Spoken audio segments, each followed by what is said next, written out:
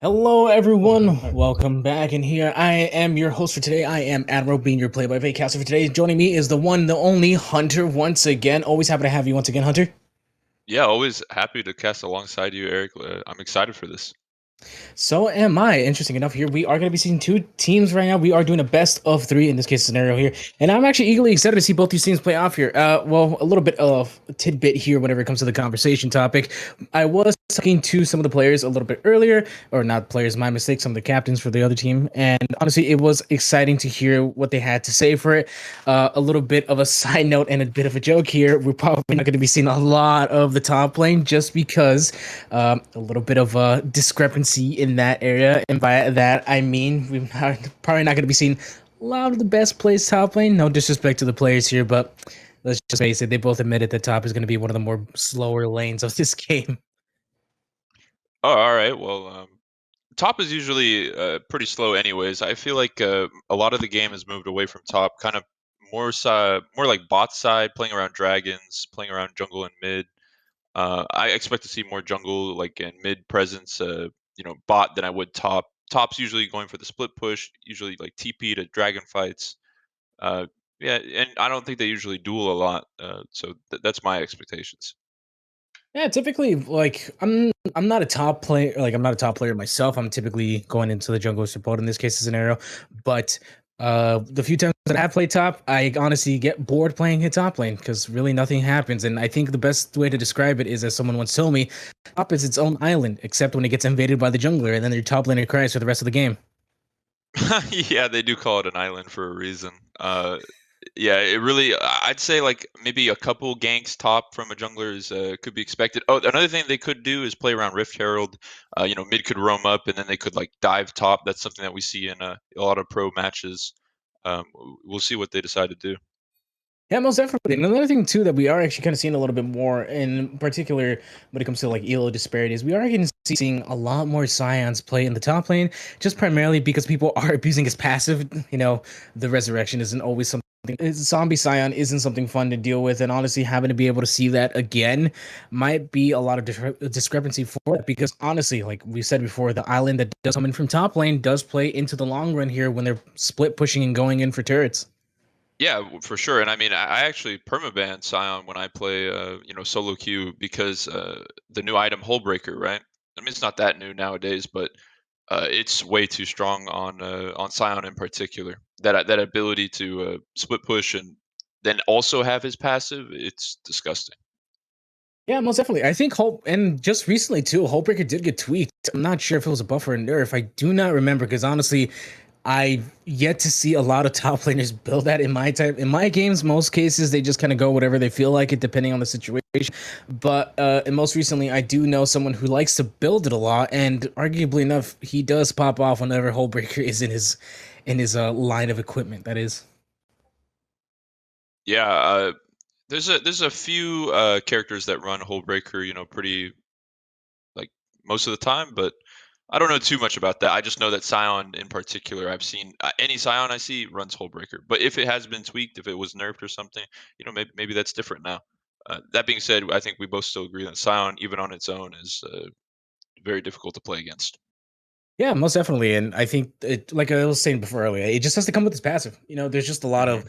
disparity that has to come with it because you honestly have to stay there now being a top laner. There is that scariness of just having to stay there because honestly, that Scion, if he starts pushing and he dies under tower, there's really very little things you can do other than just eliminate the Scion as fast as you can. And in most cases, for top laners, it's a little bit hard because you don't have a lot of utility to counter that thing in the early game. The passive is always going to be active the moment he dies. So, what counters do you have as a top laner when it comes early? Yeah, really, you have to be able to answer him with your own top laner. And obviously, you have to have TP. The other issue with Silent too is his ultimate, right? So he can play out of Fog of War or in Fog of War, I guess. Um, And as soon as you decide to group up, make a play either mid or go for the dragon, go for the baron, whatever, all he has to do is ult from like a bush, into your inhib turret, breaks inhib turret, breaks that turret, breaks inhib, and he's already traded two objectives for your one objective. Um, it, it's crazy. It's hard to play against. Yeah, and trust me, like whenever it comes to just being able to see Sion in the top lane, you're just hoping that the Sion doesn't know what he's doing, and he probably saw some video of Tyler One trying to do this, and he failed miserably. As much as the Sion is a thing, but nonetheless, it's like a little bit of a tidbit of my aspect here. Just recently, I did play against an Urgot support, which is actually kind of ironic because I actually about 30 minutes before I started playing League, I saw a video of someone comparing Tyler One's Urgot Forgot support as support. Yeah. yeah. I recently saw that and kind of wanting to play Pike and show off that skin, his new Ashen Knight skin. Oh. I really wanted to play Pike, and luckily enough, I got to play Pike after like 4 games of being banned. But coincidentally, the bot lane that I ended up playing against was a Misfortune ADC with a Urgot support, and that Urgot support was trying his sweet little heart out to flash, engage every single little thing, and the best part is just being able to get out of it scot free. Yeah. Yeah, I mean, well, first of all, yeah, Ashen Knight Pike, that is a beautiful skin. I also instantly got that one when it came out. Um, I hope to see more of those, that skin line, the Ashen skin line, Ashen Knight. That would be really cool. And Yeah, then definitely. along with the Urgot support, I haven't really gotten to see that. I know I saw like a couple uh, thumbnails of like, oh, Tyler One using Urgot support. Um, I think maybe I played against it once in my time playing ADC. It doesn't have a lot of range. It's really just got that E. I know another thing I played against actually that was really strong was Sejuani support. That's not something you see every day, but we played. Me and my duo played against a Sejuani support who like main Sejuani, and man, I tell you, I didn't get to move that game. Oh my god, that just sounds terrible. It just makes me think about like the days when Braum and Ash were a thing, and it was just Hmm. slow. Every couple seconds, you couldn't play the game, and then right around the corner comes Leona, like the bot lane where you just get stunned for 5 minutes. Honestly, like if I'm being honest, I miss those supports a little bit too much now that it's just a mage bot lane in this case scenario, where you just see the Nami, you see Luxes, you see Morgana. You kind of don't see enough engaged champs in this one, but just recently with the new support, Renata, I've been loving the bot lane once again just because I can hook someone rather than just, play from a distance. Yeah, so actually, I feel like something I was watching. I watch a bit of LCK every now and then, and Keria is a very, very competent support, right? He's the T1 support, and he plays a lot of Nautilus, and he actually drew a ban for Nautilus in the first game of the finals, and I definitely thought that it was needed because his ability to engage with Nautilus is insane. He picks any fight that he wants. He'll flash engage with the hook, and he'll stun them, ult them, whatever he needs to do, and boom, it's one person dead every single time right before the fight starts. It's so good. It's perfect, and in all honesty, one thing that I just love about seeing like the professional scene is being able to see these champs that you typically don't get to see in your elo, or not even in your elo, just like during the competitive season for League. You get to see them in pro play because there's a reasoning why they're still picked or why they're even still prevalent to begin with, and it's because there is this versatility that they all have that typically you like, or typically as the normal player will be able to see. And sorry, I don't mean to be offensive and say you.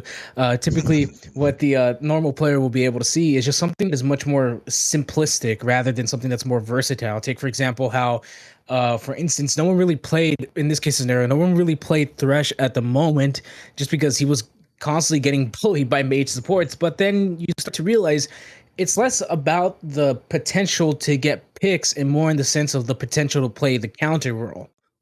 Yeah, Thresh is I think more so used for his lantern, right? At least at super high level. His hooks are great, but um, it's really all about that lantern. It allows your characters to play or your teammates, usually your ADC, to play like super aggressive, get a little bit more damage off, and that can be the difference maker in all the super big fights, right? Like something you see is like if you have a Caitlyn on your team, usually instead of waiting to ult after the fight, they ult before. They want to start with that advantage, that health advantage. And one way you can do that is by like throwing the lantern close to the enemy team, having your ADC, run up, hit a couple shots, and take that lantern out to safety. Super good. Yeah, definitely. And one thing too is that we're seeing a lot more like the terms of like a traditional support item, like of course Iron Locket or Solari, my mistake, Solari is one of the more. We used to see that a lot actually. Now we kind of don't see that anymore. Typically now we just kind of see Battle Song, or we like to see. Oh God, I'm trying to blank on his name. Oh God, that's embarrassing here. But right now, I just actually been seeing a little bit more Battle Song because a Like lot of maybe people are. Shirelia's. I'm not sure. Yeah, yeah, it's just more. Yeah, I'm just seeing like a lot more items that just get activated when it comes into the terms of support because it's a lot more about getting into the fight or being able to catch your enemies by surprise rather than the oh we just got jumped time to like bust out as much shielding as we can to survive. Yeah. I think we used to see more Locket. I agree with you. I don't know why we haven't really seen that as much. But Shirelia's has always been one that I personally always grab with any kind of like heal support. Anyone like movement based, super reliable for sure. And it looks like we're getting into picks and bans right away. Already seeing a Zillion ban blue side. Yeah, we actually are. Kind of interesting to see Zillion here a little bit. Primarily because he is a very strong support in this term. Like I say before, like I was explaining a little bit earlier before, that mages are one of the strong prevalent support bot lanes in this instance, and Zillion is one of those bully lanes. Like honestly, there's nothing more annoying than just seeing the old man toss bomb after bomb after bomb after bomb for like 5 to 20 minutes, and we are going to be seeing God, I'm trying to blank on her name. Seraphine. We're going to be seeing Seraphine, yeah. Seraphine. God, I have not played her in a bit and haven't seen her in a bit. I- we are going to seeing a Seraphine get banned and a Diana. Kind of interesting to see the Diana get banned here. She is a little bit of I don't want to say super strong. She's in a good, healthy position at the moment because honestly, if there's a bad Diana play that happens, she's kind of just dead. Yeah, I'm curious to know whether like some of these are targeted bans towards the the other players. Maybe they're looking at their match history, their op.gg, whatever it might be, get their research in, or if they're just like they don't want to play against those champions because they're too strong right now, or maybe it's just they're weak against those champions in particular. Diana is definitely I think a more of the reasonable ban out of these three so far. She really strong jungler I think right now. Well, Zillion is also pretty strong support, uh, but we got like Karma ban and Seraphine ban coming out from Red side, and that's a definitely strikes me as odd bans. Definitely, we are seeing a lot of the mages already gone for this one.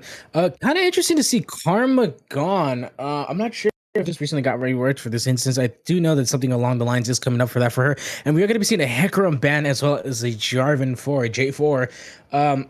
Really good ban on the Hecarim there. Hecarim is incredibly strong at the moment.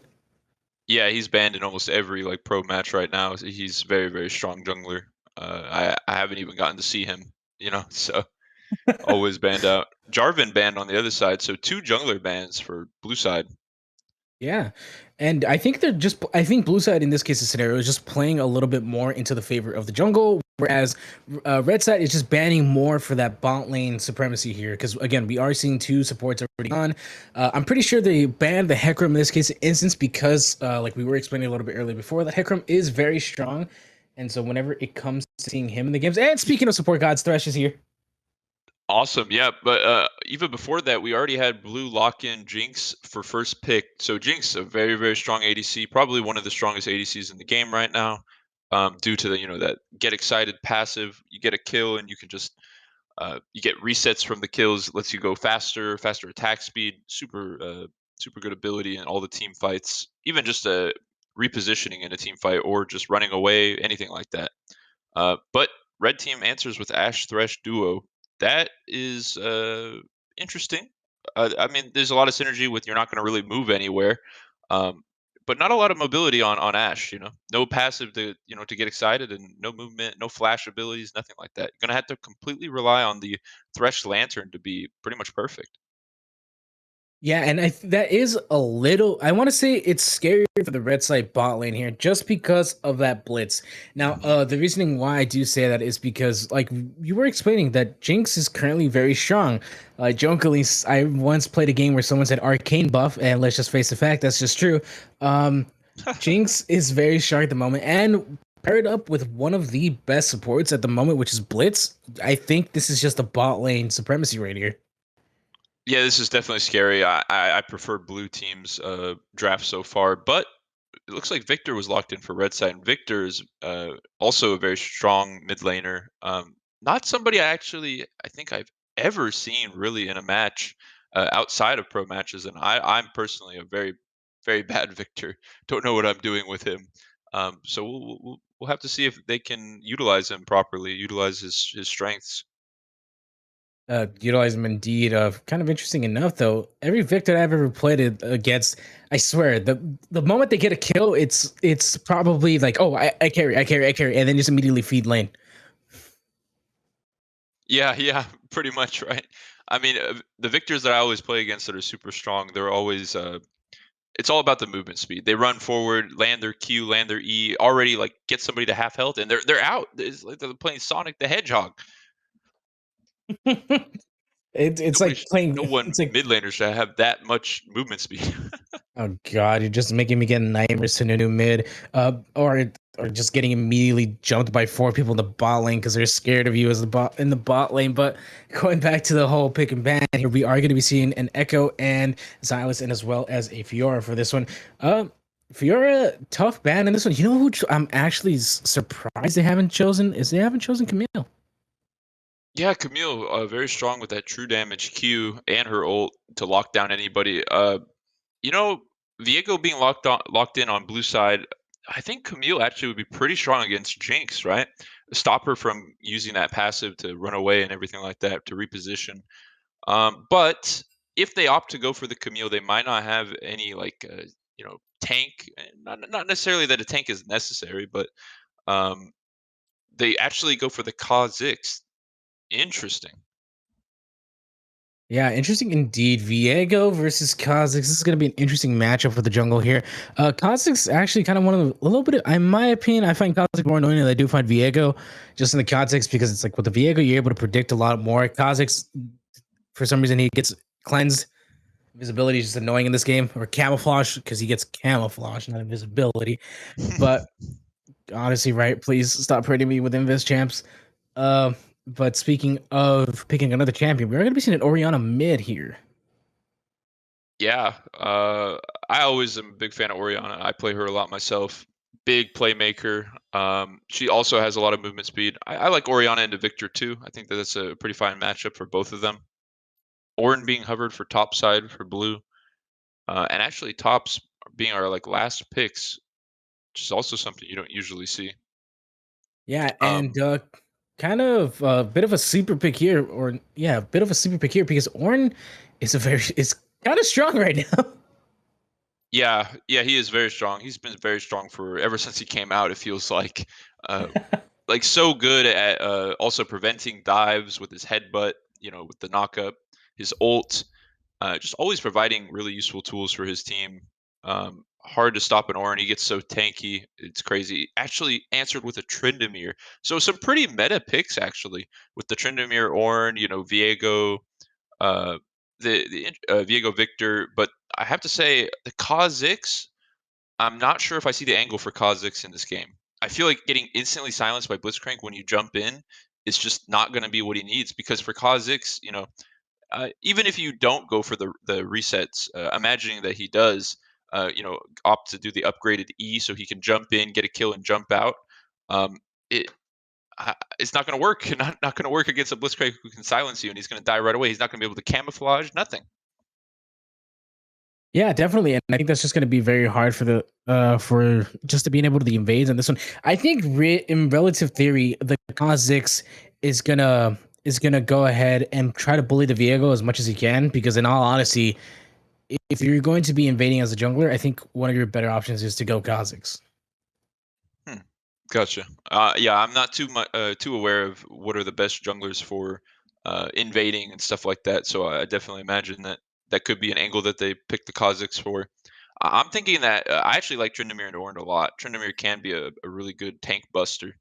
Um, and Kha'Zix could be good against Orianna, maybe forcing out the Zonias, early.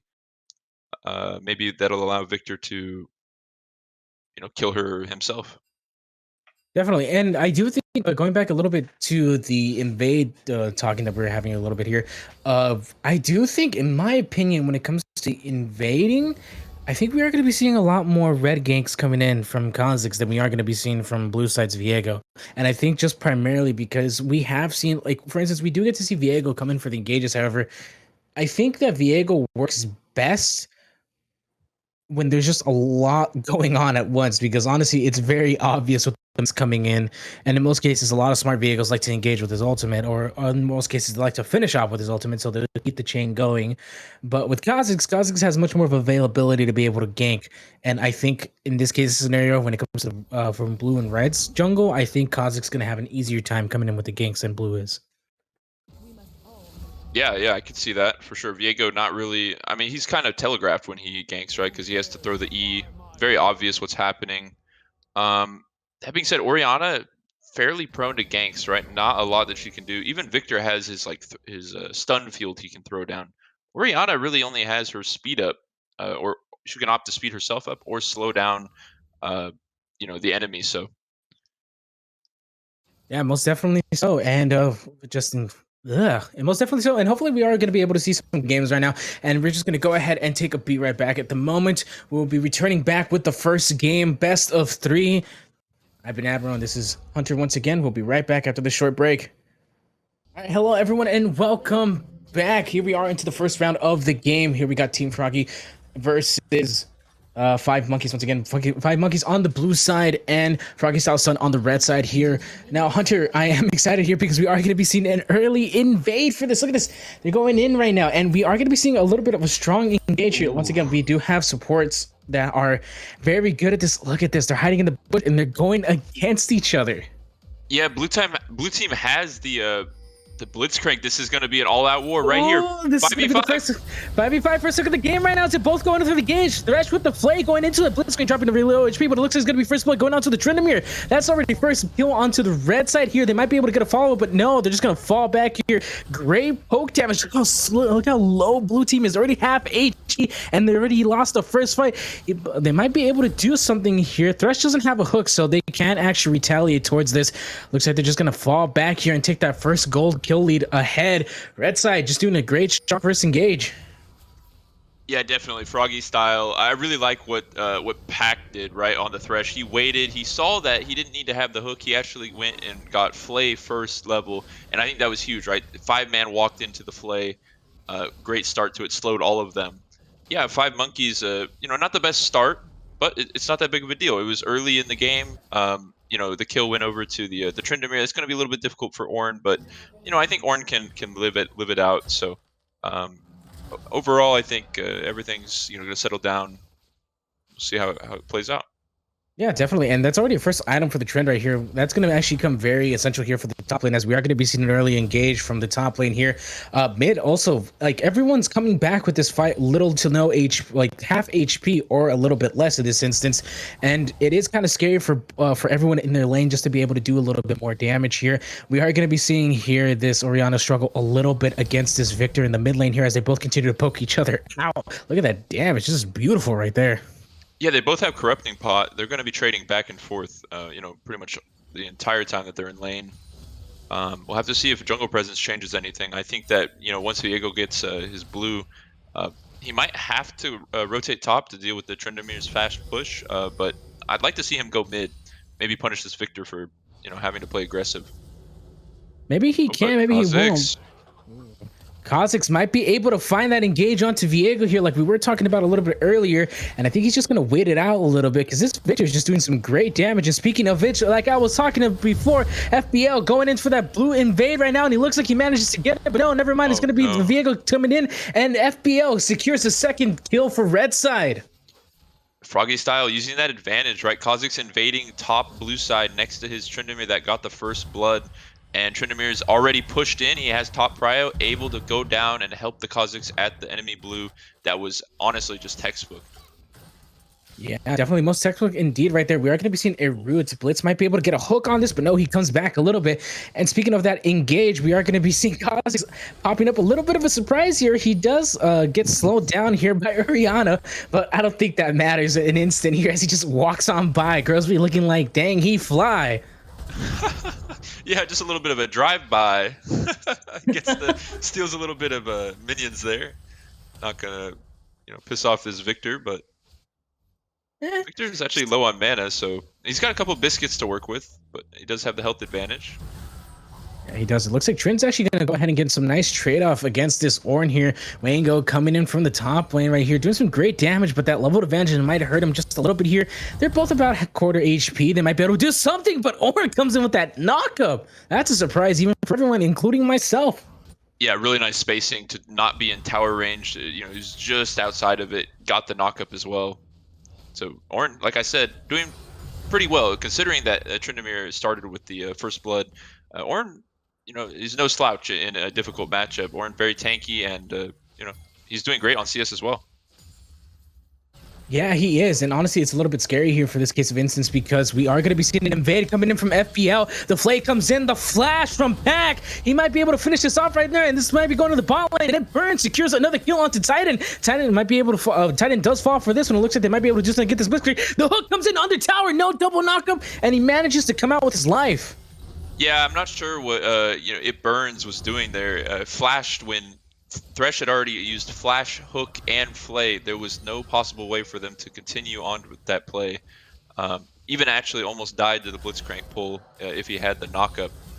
But regardless, a nice gank from Kha'Zix leads to at least one kill.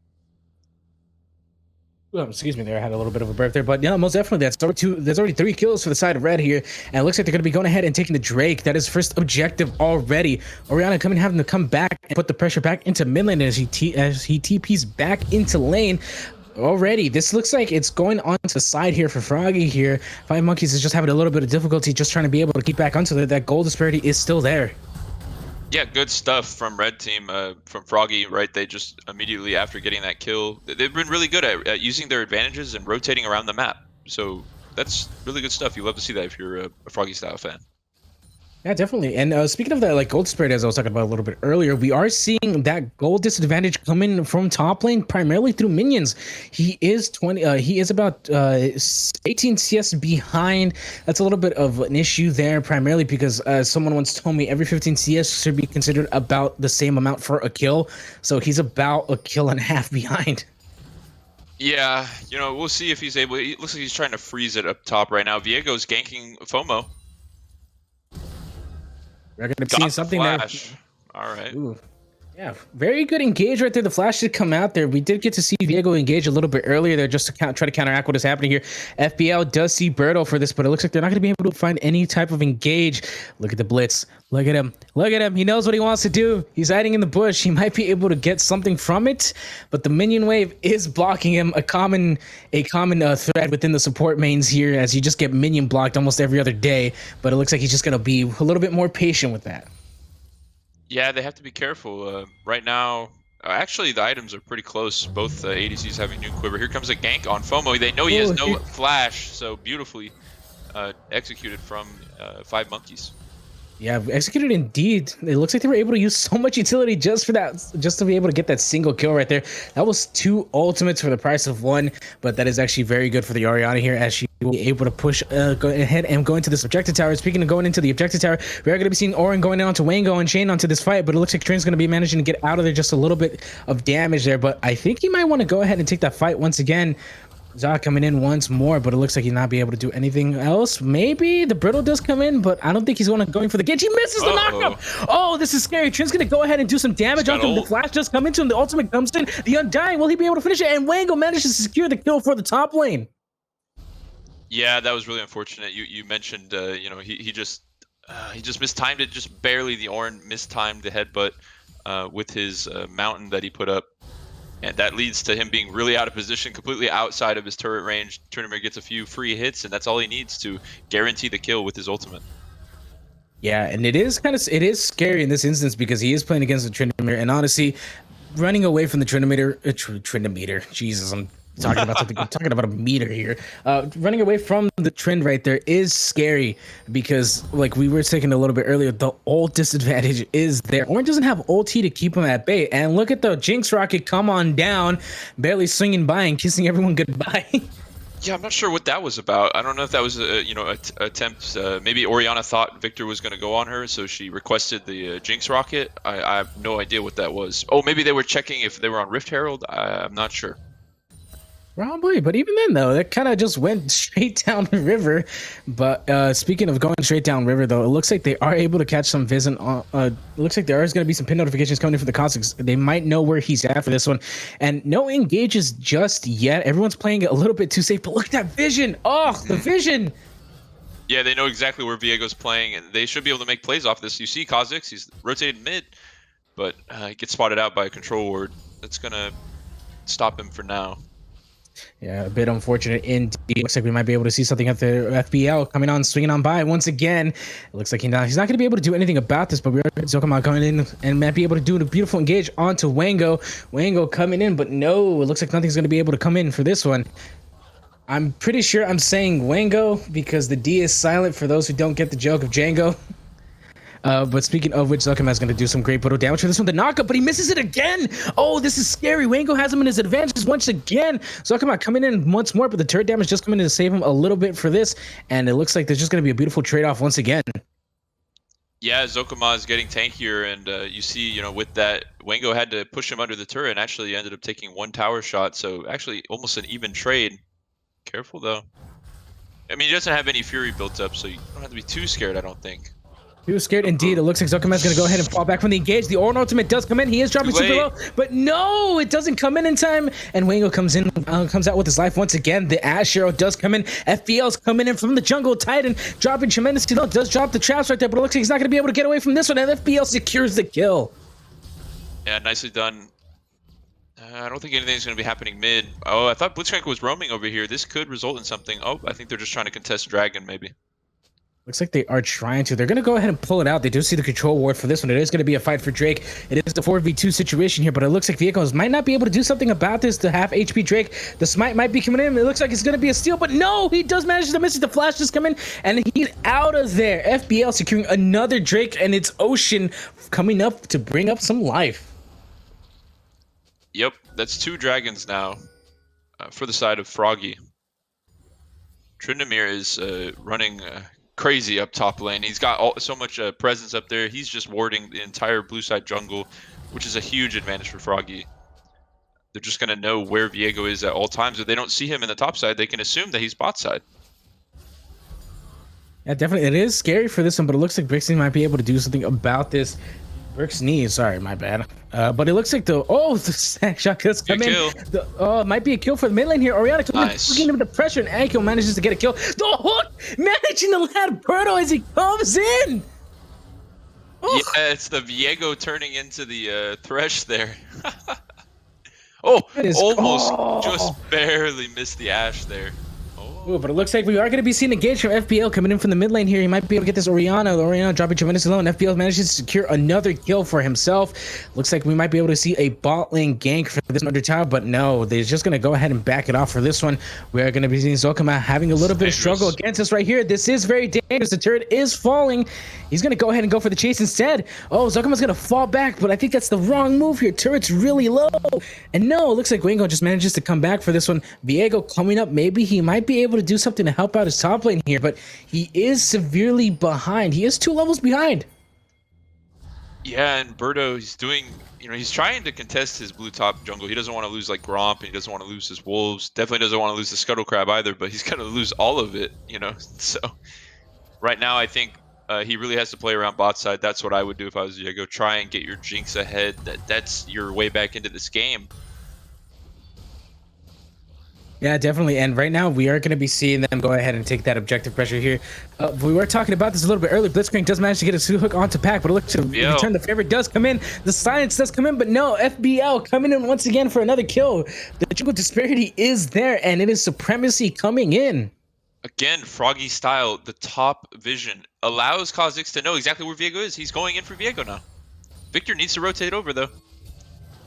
Might get caught out from Oriana. We might get caught out indeed. FBL coming in. The Ash Arrow comes in to save the day, but no, he manages to cut out by 3 people, and it's a shutdown for Berto. That's huge. That's absolutely huge for them. They needed that.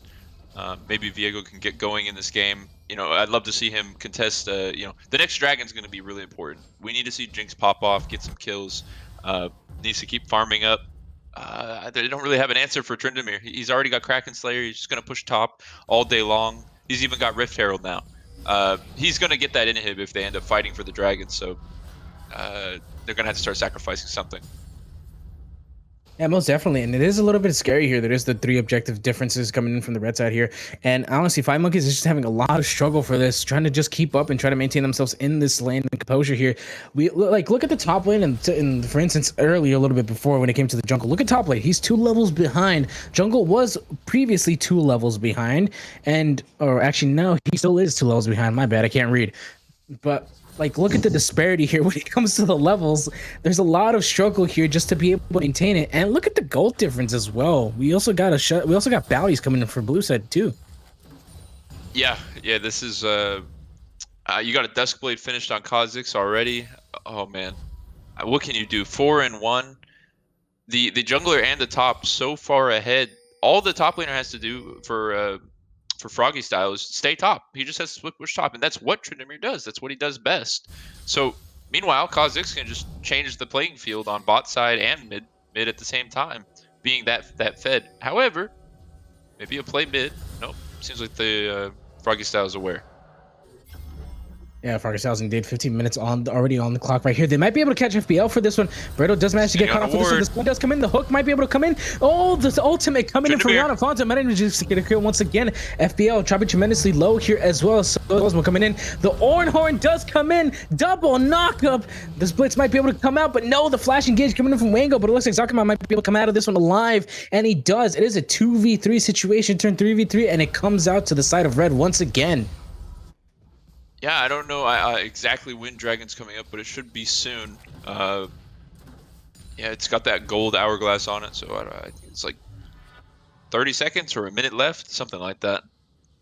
But they're going to be able to set up vision for it. Oh, I see. Thank you. Yeah, so the Dragon's going to be up, so they're going to be able to grab that. Definitely right here. We are going to be seeing Wango Unchained going ahead and taking this fight once again to the top lane. I like how we were talking about this a little bit earlier. That top lane is in its own island here. And speaking of its own island, FPL is on his own game. The hook comes in from under tower here against the Victor. Also dropping really low, but the trap just come off. He's really low HP with the red buff, Mike. Oh. The red buff is going to keep him alive. And the Thresh. Oh, the Thresh coming in with the save right there. And he gets out with his life.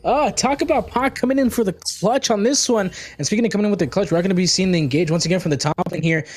Ooh, Titan barely missing the hook, and it looks like we are going to be seeing a bot gank as Berto comes on in. Looks like he's just going to go ahead and clear some vision before the jungler gets to push up for one quick second, but they're catching on to the plan here. Yeah, right now, a lot of movement bot side. Like I said, they can't really contest anything top. Kha'Zix goes on to Aiko, but Aisho turning it around. We do get to see that ultimate coming. FPL almost dead. He might be able to do something, but no, it looks like Berto might be able to catch him out. He does pop the honeycomb, the and it hits him directly. Talk about a blind snipe. Yeah, I mean, he's been sending rockets everywhere, right? Titan sending rockets from as soon as he got level 6. He's been throwing it mid, throwing it top. He just threw it towards the fight. Got a kill, so showing us exactly why he's been throwing it everywhere. Actually has the Gale Force completed too, so Jinx, I think he's coming online. He's going to be an issue for this next fight.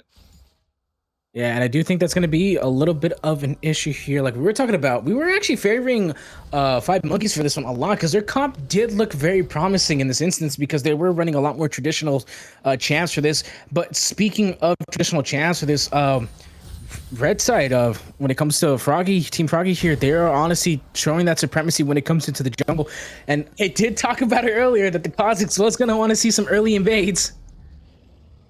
Yeah, I think that I didn't say as much as it really did matter. The first blood, man, the way that FroggyStyle really adapted to it was beautiful. They used the advantage so well that it seemed like the game was almost ended when the first blood happened. They used it to take down the jungler top, you know, because Tryndamere had gotten prio using that extra item he got from the first blood.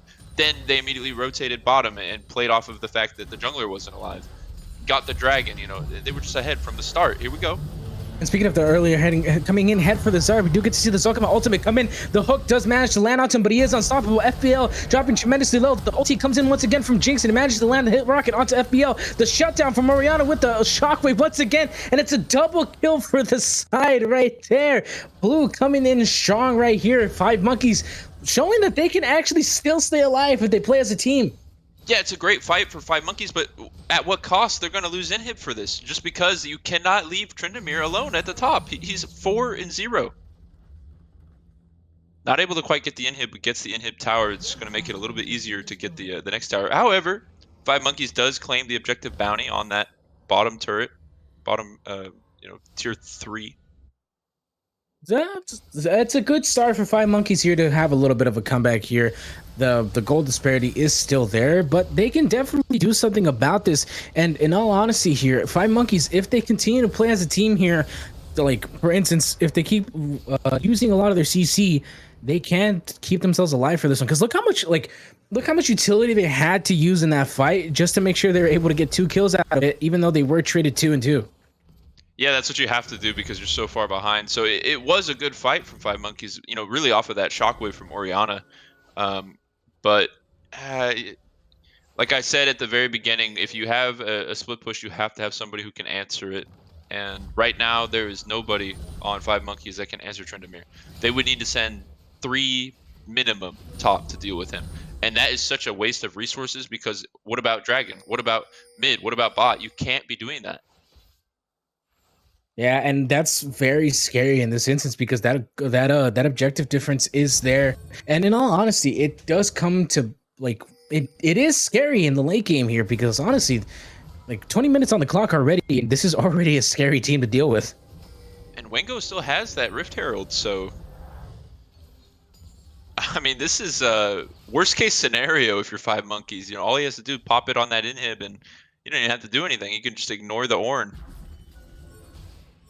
Speaking of ignore the objective here and ignoring the Ornn, Wengo's just gonna go ahead and he's just gonna go ahead and go for the inhib. He don't care about the Ornn. They're just standing there, just minding his own business. And look at that, there's already inhib, and he's already at the base towers. This is not doing good.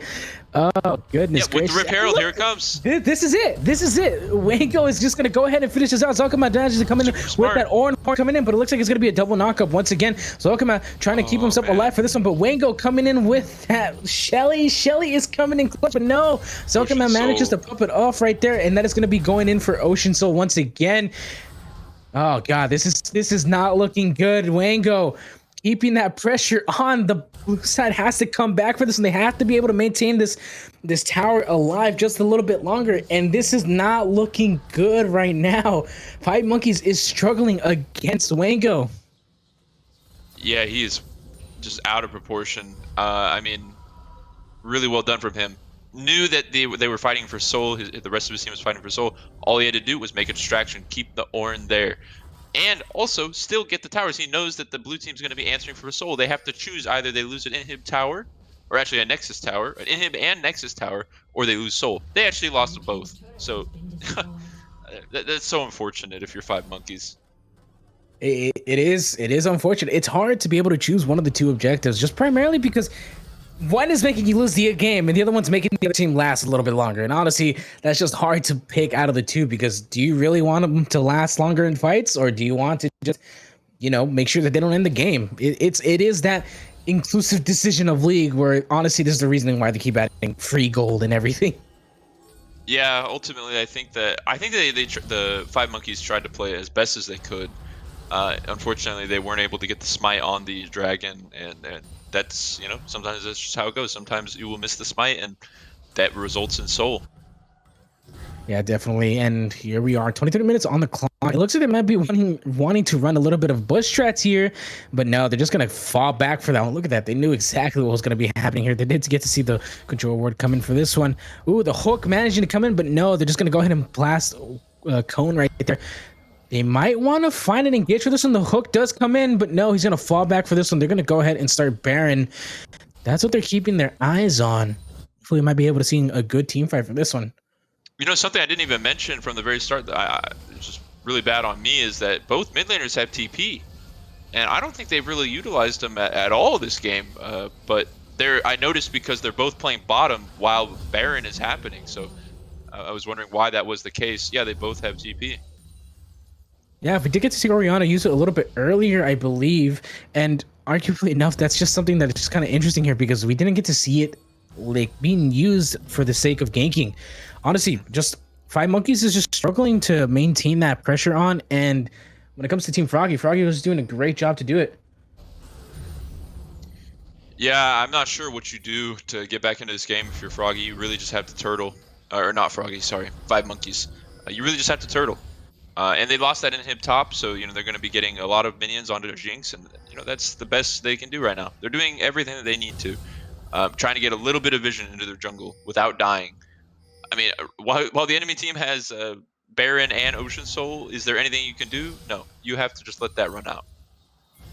Yeah, and honestly, there's really nothing you can do in this instance unless you have like near perfect team fighting. And speaking of near perfect team fight, you're gonna go ahead onto the Tryndamere. Tryndamere does pop. I'm dying here, keep himself alive just for a little bit instance, but that is a lot of utility just to be able to pop one. Oh, look at that! Wango comes out of that perfectly fine, like nothing ever happened. Yeah, and look, see, they're fighting and they lose. Exactly. Looking for engages is not what you want here. It's not going to get you anything, especially on the Tryndamere who has ultimate. They are going to use that, and they use that perfectly. They say, okay, we'll trade Tryndamere ult for bottom tower, and now they're pushing mid. And we are going to be seeing an Ornn ultimate come in for this, as we are going to be seeing an engage. It's going to be very hard for them to being able to do anything about it. But the Thresh ultimate comes in, the box comes in. So Alchemy managing to get the kill onto the Thresh here, and this is already a favor for the side of 5monkeys here. But it looks like they are going to be able to catch this Tryndamere from pushing in this big wave, and Jinx coming in with the clutch. Ash Arrow going on to Oriana. Oriana coming in once again, but looks no. FPL manages to secure once again another kill, and it's a 4v4 situation here. That is just a misplacement right there. That's a little bit too eager for the kill. Will they be able to defend this? It does look like they will be able to. That tower's really low. They want it. They know they want it. And speaking of which, they're just going to go ahead and fall back for this as they go ahead and once more onto the engage. So Alchemy coming in onto this victory here, but it looks like there's going to be another trade-off once again just to be able to make sure that wave does fall. Yeah, that was an extremely important kill because Oriana provided a lot of their wave clear. They still have Jinx, but Oriana was there to clear other waves that Jinx wasn't at, and now they don't have that. Wherever Jinx goes is where they have their wave clear. They don't have any wave clear besides Jinx now. And most definitely right here. It's speaking of no wait for this one. Everything going down now. Oh god, there's already inhibs right there, and that's not looking good. They might just go ahead and end the game for this one. That's already 2 inhibs down. This might be 3 for this one, and this is not looking good for the side of 5monkeys.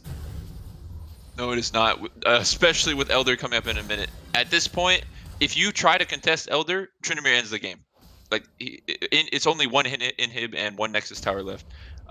With the minions already pushing on, pretty much 3 lanes. So it's but they have to contest Elder because if you lose Elder, you lose the game anyway. So I don't know what the angle is here. Steal Elder somehow, and that's the best thing you could do.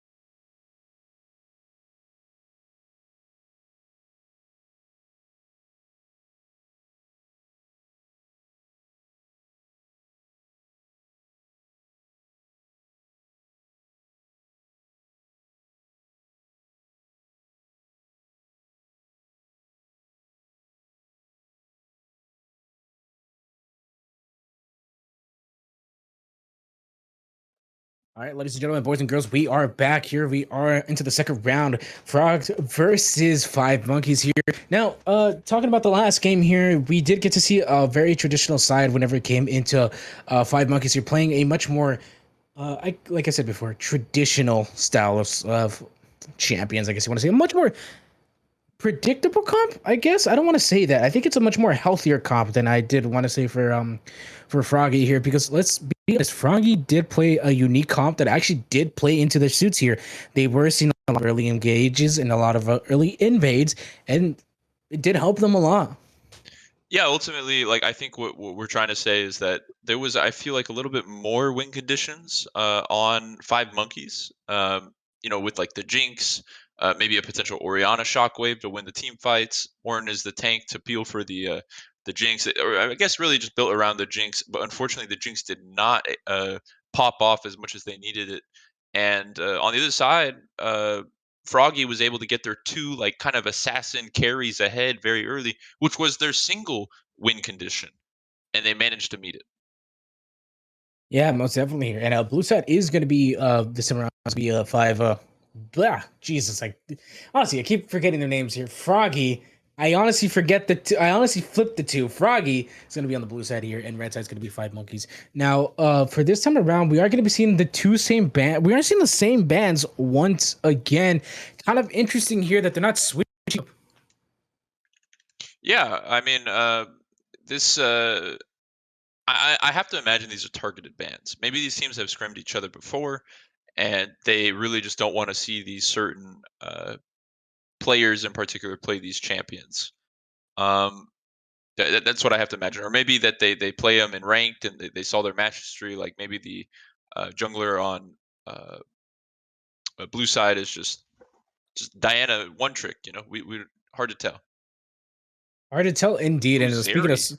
oh yeah, speaking of switching it up, Zeri, the most controversial recent ADC that has just been added to League. Because honestly, let's be honest, whenever they add an ADC, it's never a fun time for anyone. And speaking of not having a fun time for anyone, it's going to be a heck room for the side of Froggy here.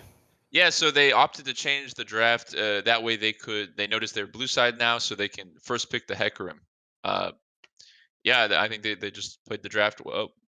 Excuse me, played the draft well, and that allowed them to get Hecarim. However, Nautilus gets locked in for red side, and I am a big fan of Nautilus. He is just so strong. Yeah, he is very strong. Like Kai'Sa. indeed, we talked about it a little bit earlier. Yeah, we did. His ability to CC just about anybody in the game. There's no options. Even if you have like a spell shield champion or you have cleanse or you have flash, it doesn't matter. He has 3 different CC abilities in the matter of 2 seconds. So, but they're actually going to get Kai'Sa, and I haven't seen Kai'Sa in a very long time. Yeah, we haven't seen her in a bit either. I think Kai's kind of like in this weird position where it's like she can be really good, and then there's other times where she just kind of gets immediately, pushed all over the place, just because she's one of the more stronger ADC engages that there is. Because you do kind of have to go up in their face with that ultimate. And speaking of being up on your face, you got Misfortune coming in with those empowered Qs because no one likes to get bullet ricocheted across the map like Misfortune does. Yep, expecting to see the classic Eclipse, lethality build for Misfortune. It's something that I run a lot. Misfortune has become randomly has become my main. She's so fun, can really turn the fights with just a well placed E and ultimate on top of it.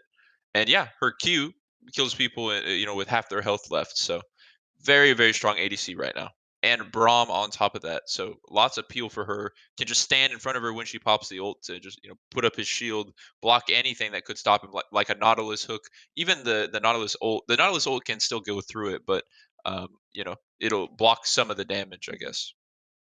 Yeah, blocking some of the damage is a little bit more the important aspect of just going Braum, but kind of scary here a little bit because arguably enough, the more reasonings why you pick Braum is because of a tank rather than the necessity of having an engaged support. So I think, in my opinion, when it comes to this one, I think Braum is a little bit on the more defense side than he is on the engaged side. Yeah, definitely. I 100% agree. I think they're going to rely on the Hecarim engages if they are going to try and play that engage style, if they have to. I do think that they're mostly going for a more defensive comp, peel style for the Misfortune with that Führer ultimate on Hecarim and Braum to peel. Or ultimately, if they try to jump on Misfortune, Braum will just peel for Misfortune and Hecarim can go disrupt the back line. So, but Lee Sin locked in, and I love Lee Sin. Lee Sin's my favorite character. He is very strong jungler as well. So uh, I'm excited to see if he's able to change. Maybe bring us to a 1-1 scoreline. Yeah, hopefully. And honestly, one of the more kind of look, we get to see a Victor ban for this one, and honestly, that is kind of for the betterment here. And speaking of Victor ban, or Oriana and Trend, so those are two that we kind of were anticipating. Yeah, yeah. I don't think they want to see actually all the characters that they played in the last game getting banned out. So maybe we'll see. I don't think we're going to see an Orin ban, but we'll see what they decide to ban. I'm curious to know what uh, Froggy is going to have for their top lane this time around. Yeah, most definitely here. And one of the more eager things that I am actually just trying to see right here is what exactly is this team dynamic coming in? Because honest, like in my opinion, Froggy, I think, is going to be having a much more easier time coming in with the engages, coming in with the invades, because let's face it, Hecarim is all over the map every time you get to play against the Hecarim. There is nothing more terrifying than just a Hecarim coming at you with ultimate, ghost, flash, and just uses everything just to kill you. Yeah, Hecarim is very, very scary. Very fast horse with the Chemtech thingamajig. Oh god, I'm getting like Vietnam flashbacks here just looking at this, and it's a Veigar. It's a Veigar. Yeah, it's a Veigar. Silas on red side. That is again something that I'm excited to see. Something that we don't see too often, right? He's very situational. I'm curious to know why Silas, when only Hecarim, Misfortune, and Braum were, he could see so far. Because are you really going to use Misfortune ult with AP Silas? And I don't think so. Hecarim ult could be good, but then it's going to leave you in a different position. Maybe not ideal for a Silas to be in the middle of everybody. And then Braum ult, also again more of a peel tactic. So I'm not sure what the plan was for that. Maybe just wanting to play Silas for the sake of playing Silas, not even really focusing on his ult. But we got a Yeah, mouth and fight. ooh, ooh, we got big rock monster. Love me some big rock monster. Yeah, so we have a tank versus a bruiser once again in the top lane. Obviously, red team is not satisfied that they still think that the Orin Tryndamere matchup should have gone the way of Orin, or it's just not that important to them for that top lane 1v1, and they want it for the team fights. But again, the tank into a bruiser matchup. So we'll see if uh, I can't remember their top laner's name, but we'll see if FroggyStyle's Fiora is able to do the same thing he did before, just running it down all the way into the enemy nexus, pretty much. Yeah, and honestly, Fiora is one of the more scary champs there is. And let's face it, no one likes any top laner. There isn't a top laner that no one likes because there's just a gimmick for towards anything of that. And sometimes you just need to take a break. And speaking of going ahead and taking a break, so we're going to be right back after this short break, and we'll be right back with you guys for the second game. Hello, ladies and gentlemen, boys and girls, and we are back here once again. I am your play-by-play caster, Admiral. Joining me once again is the wonderful and the only Hunter. Yeah, I mean, already got our first game out of the way. Now getting our second game underway. We'll see if there's any level 1 shenanigans like there was the first time. That was a big deal, handing over that first blood to the Tryndamere. Hopefully that doesn't happen again. But we can already see blue team. I think that they're looking for the invade. I thinking they are. And speaking of which, we are going to be seeing an invade coming in, maybe an invade from the side of the red here. And oh God, this is kind of interesting here because I do believe when it comes to 5Monkeys here, they do have a little bit much more CC sustain here. And honestly, it's going to be some great plays here coming in. You know what? Let's give a little bit of hype and love for both teams right here as we might be able to see something come up here. And the patience game is paying off. No fights just yet. Just, of the lips here. Ooh, speaking of no fights yet, it looks like they're going to go ahead and get out of this one. Run, Nautilus. Waddle away. Yeah, just wanting to get a little bit of vision on the blue, blue buff there. That's pretty well done from them. And they actually, I think they avoided, FroggyStyle avoided a potential trap there set up from 5Monkeys in the mid lane. They went through mid, tried to hide in that mid lane brush, but didn't result in anything.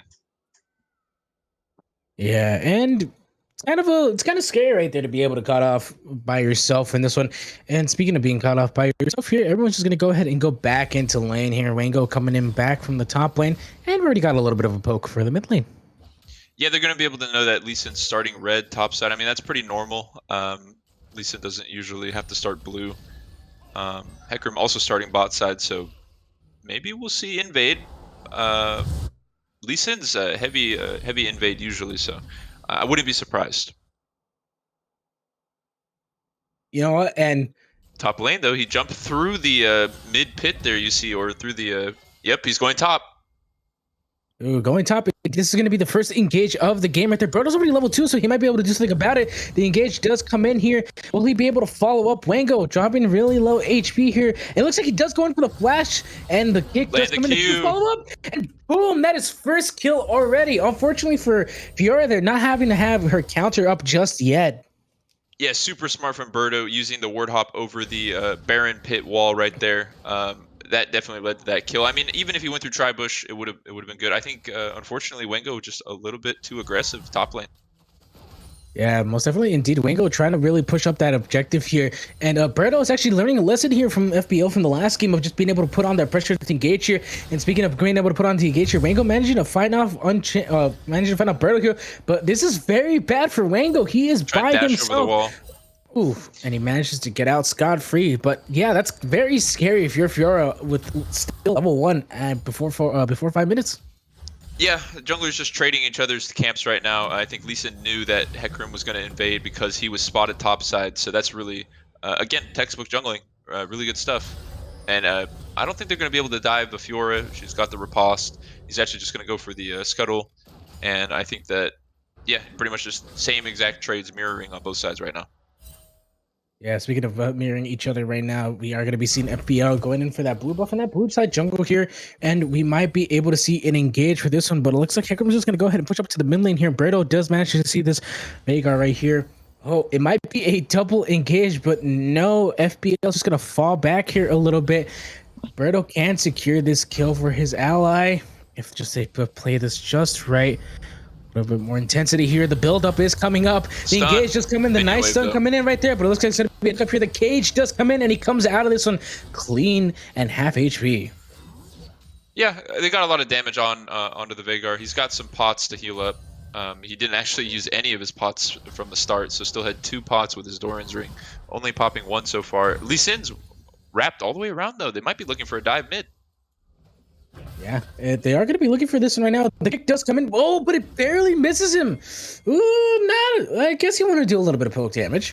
Yeah, even if it landed, it seems like there was a bit of a miscommunication there. Silas backing off when Lee Sin was looking for the dive, so probably a good thing it didn't land in case the Lee Sin had thought that it was a good idea to go in, but here we go. And speaking of going ahead and taking this fight, Hecarim's there first. Ooh, speaking of going ahead and taking this fight on the bot lane right here, there's going to be a double stun right there. APM, Titan coming in with the slay onto Pack, but FBL manages to retaliate, and it's going to be a trade for trade kill right here. But it looks like both of them are going to be dropping really low here to support the jungle fight right this one. And it's going to be a nice knockup coming in. The double root, the stun does come in, and Burn manages to secure. It Burns, I am not saying that name, and FBL managing to secure another kill onto Birdo. I think Burns is satisfactory enough. Burns is a satisfactory enough name. I am not saying it because it sounds like it burns when I use the restroom. Yeah, sure. There you go.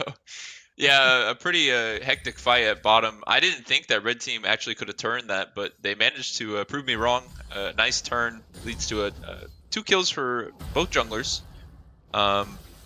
Yeah, right now things are really even, and I'm already excited, more excited for this match than I was the first one. Not some crazy advantage going over to one team just yet.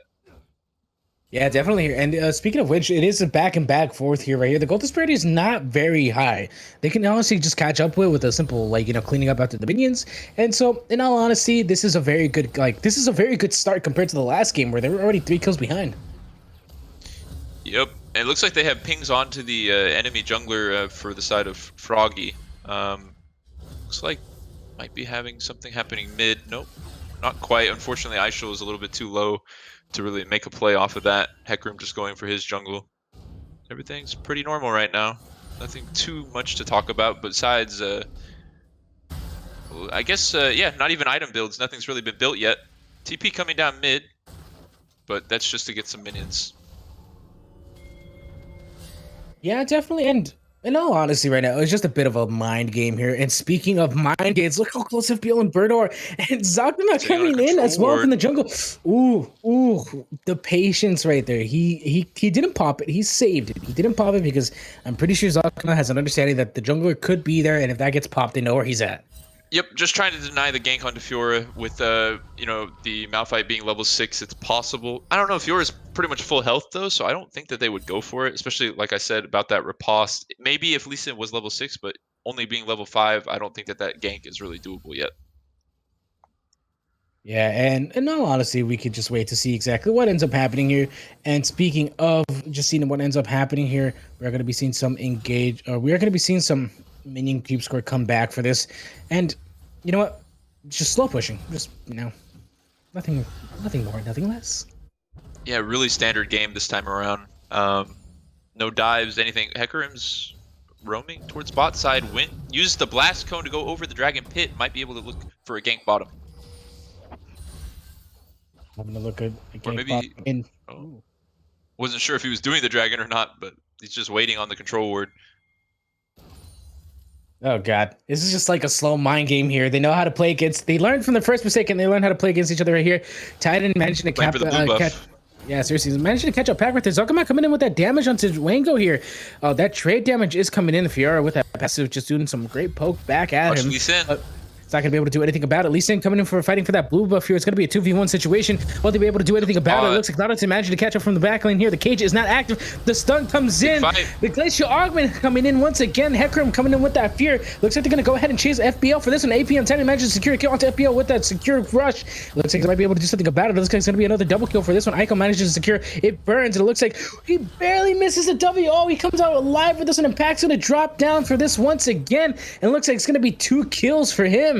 Froggy bit off a bit more they could chew there. They were trying to invade for the blue buff, but they did not think about the fact that Silas could flank around them, and also the bot side for red team was already there to help Lee Sin.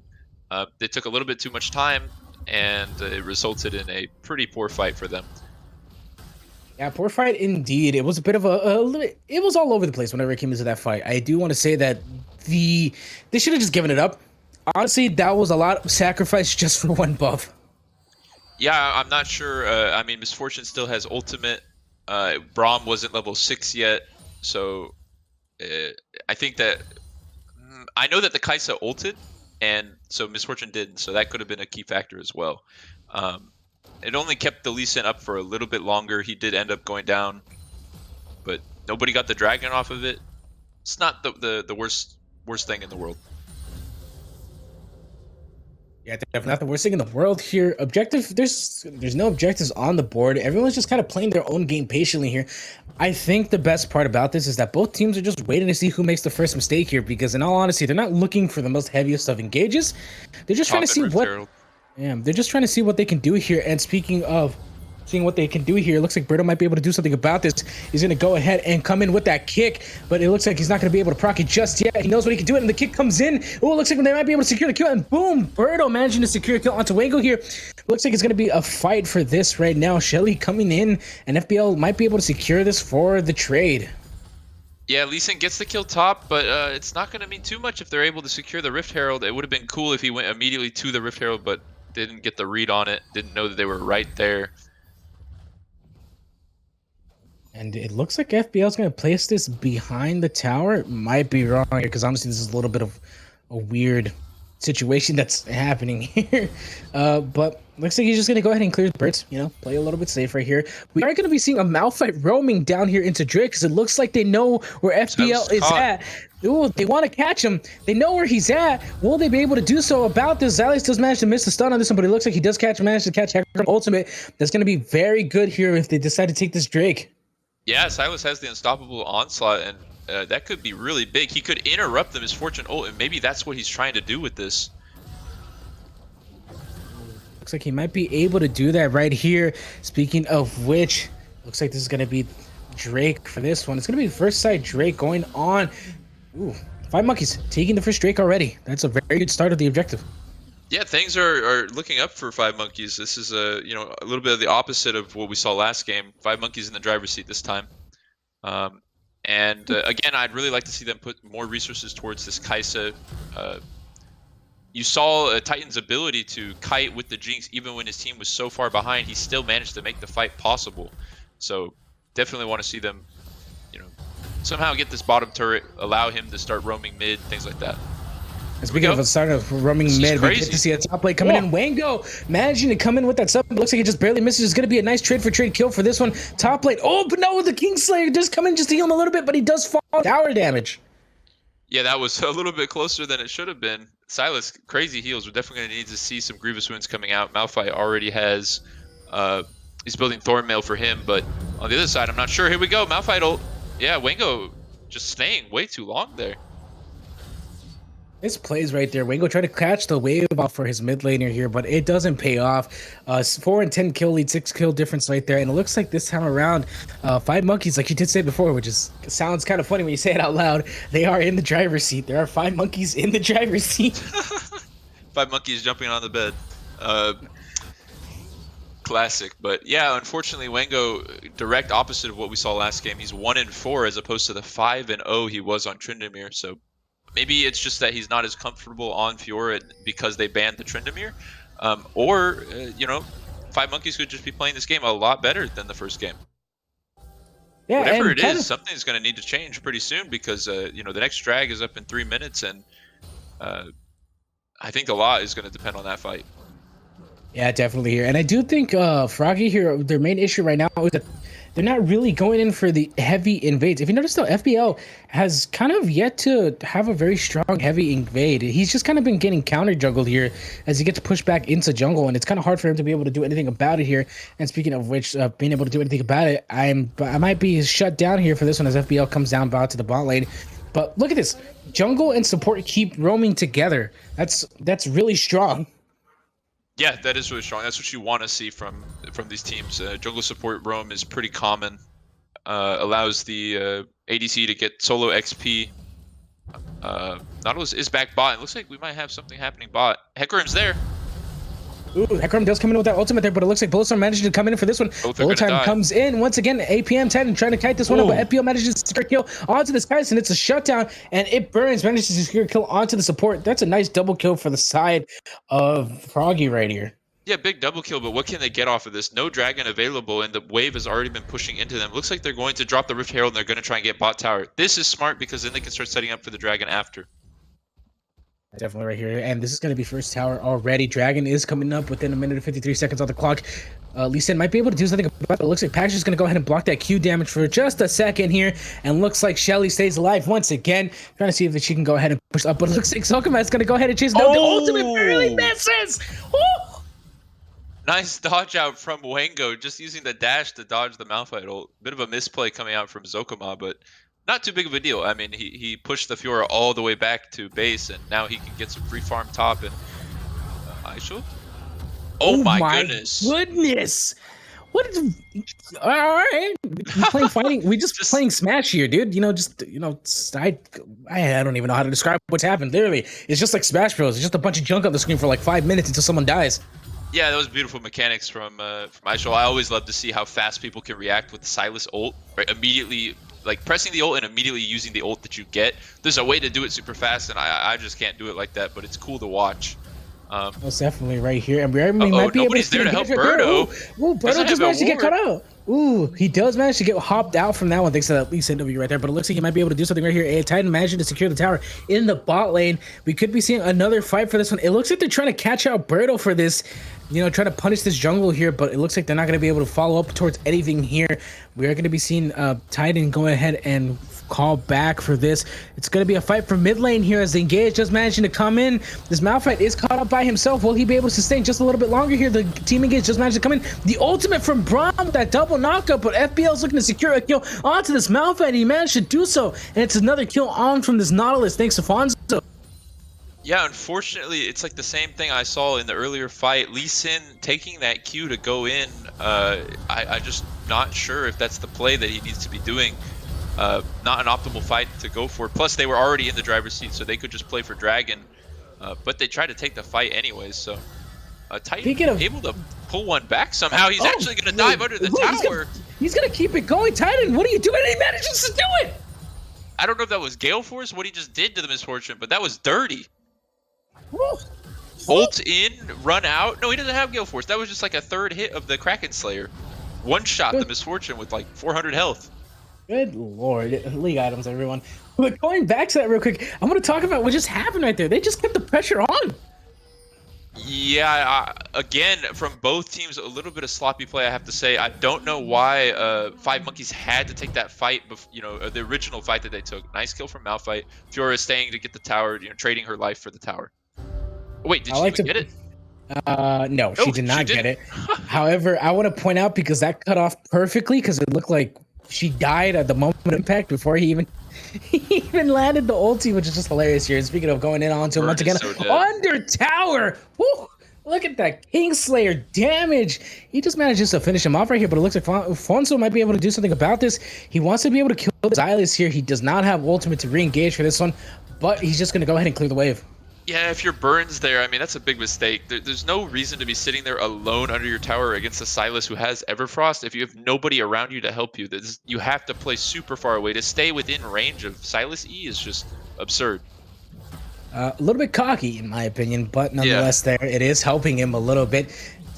Once again, we're just back to the farming game here. Titan's just going to go ahead and keep up some gold. We're just able to maintain himself in that strength and healthy position here. So Akama might be able to catch someone out for this, but it looks like he's just going to go ahead and run back into pit here. Yeah, this game got a lot closer because of that fight right before the dragon. And again, I was talking about, I don't know why FroggyStyle decided to try and fight the Kaisa under their turret. You know, again, they didn't have to, or I guess they kind of did because they wanted to contest Dragon. So I think it made more sense for FroggyStyle to take that fight than it did for 5Monkeys, and it was just really well done from Titan to manage to pull 2 back somehow. Yeah, and honestly here, we are going to be seeing Titan just be very strong in this context. I mean, look at that damage. Oh my goodness. I just realized MF is 3 levels behind? Oh, God. Yeah, 120 CS to 190. It's not close. And like I said, I think they needed to pour resources into Titan, and he managed to pour resources into himself. I think that this is going to be game-changing. I think that this is going to bring us to a 1-to-1 scoreline. But the game is not over yet.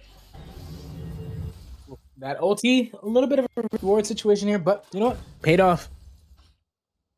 Yeah, I mean, right now, Vision going the way of 5Monkeys. Hecarim is right in Vision. He has to be careful. Does have the bottom lane with him, so. And again, we see TPs on both mid laners. They're trying to catch out Titan for this one, and I think if they do so, they have to literally use everything just to maintain he dies. Because look at that level advantage. Already has Kraken Slayer built compared to Misfortune with the Eclipse here. And like we were saying before, the level differential is still there. So it is kind of scary to see this. Like, God, it's just it's intense to be able to find these two fighting each other. And speaking of fighting each other here, we are going to be seeing a little bit of a skirmish in the top lane here.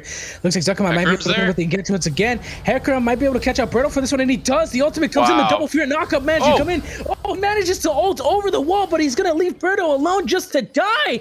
Oh, Wango managing to secure a kill onto Brittle. The sacrificial omen right there as Okama manages to come out with his life. Yeah, once again, beautiful spacing and wonderful just like presence of mind from FBL. He saw the Lee Sin going for the gank and stayed just out of vision.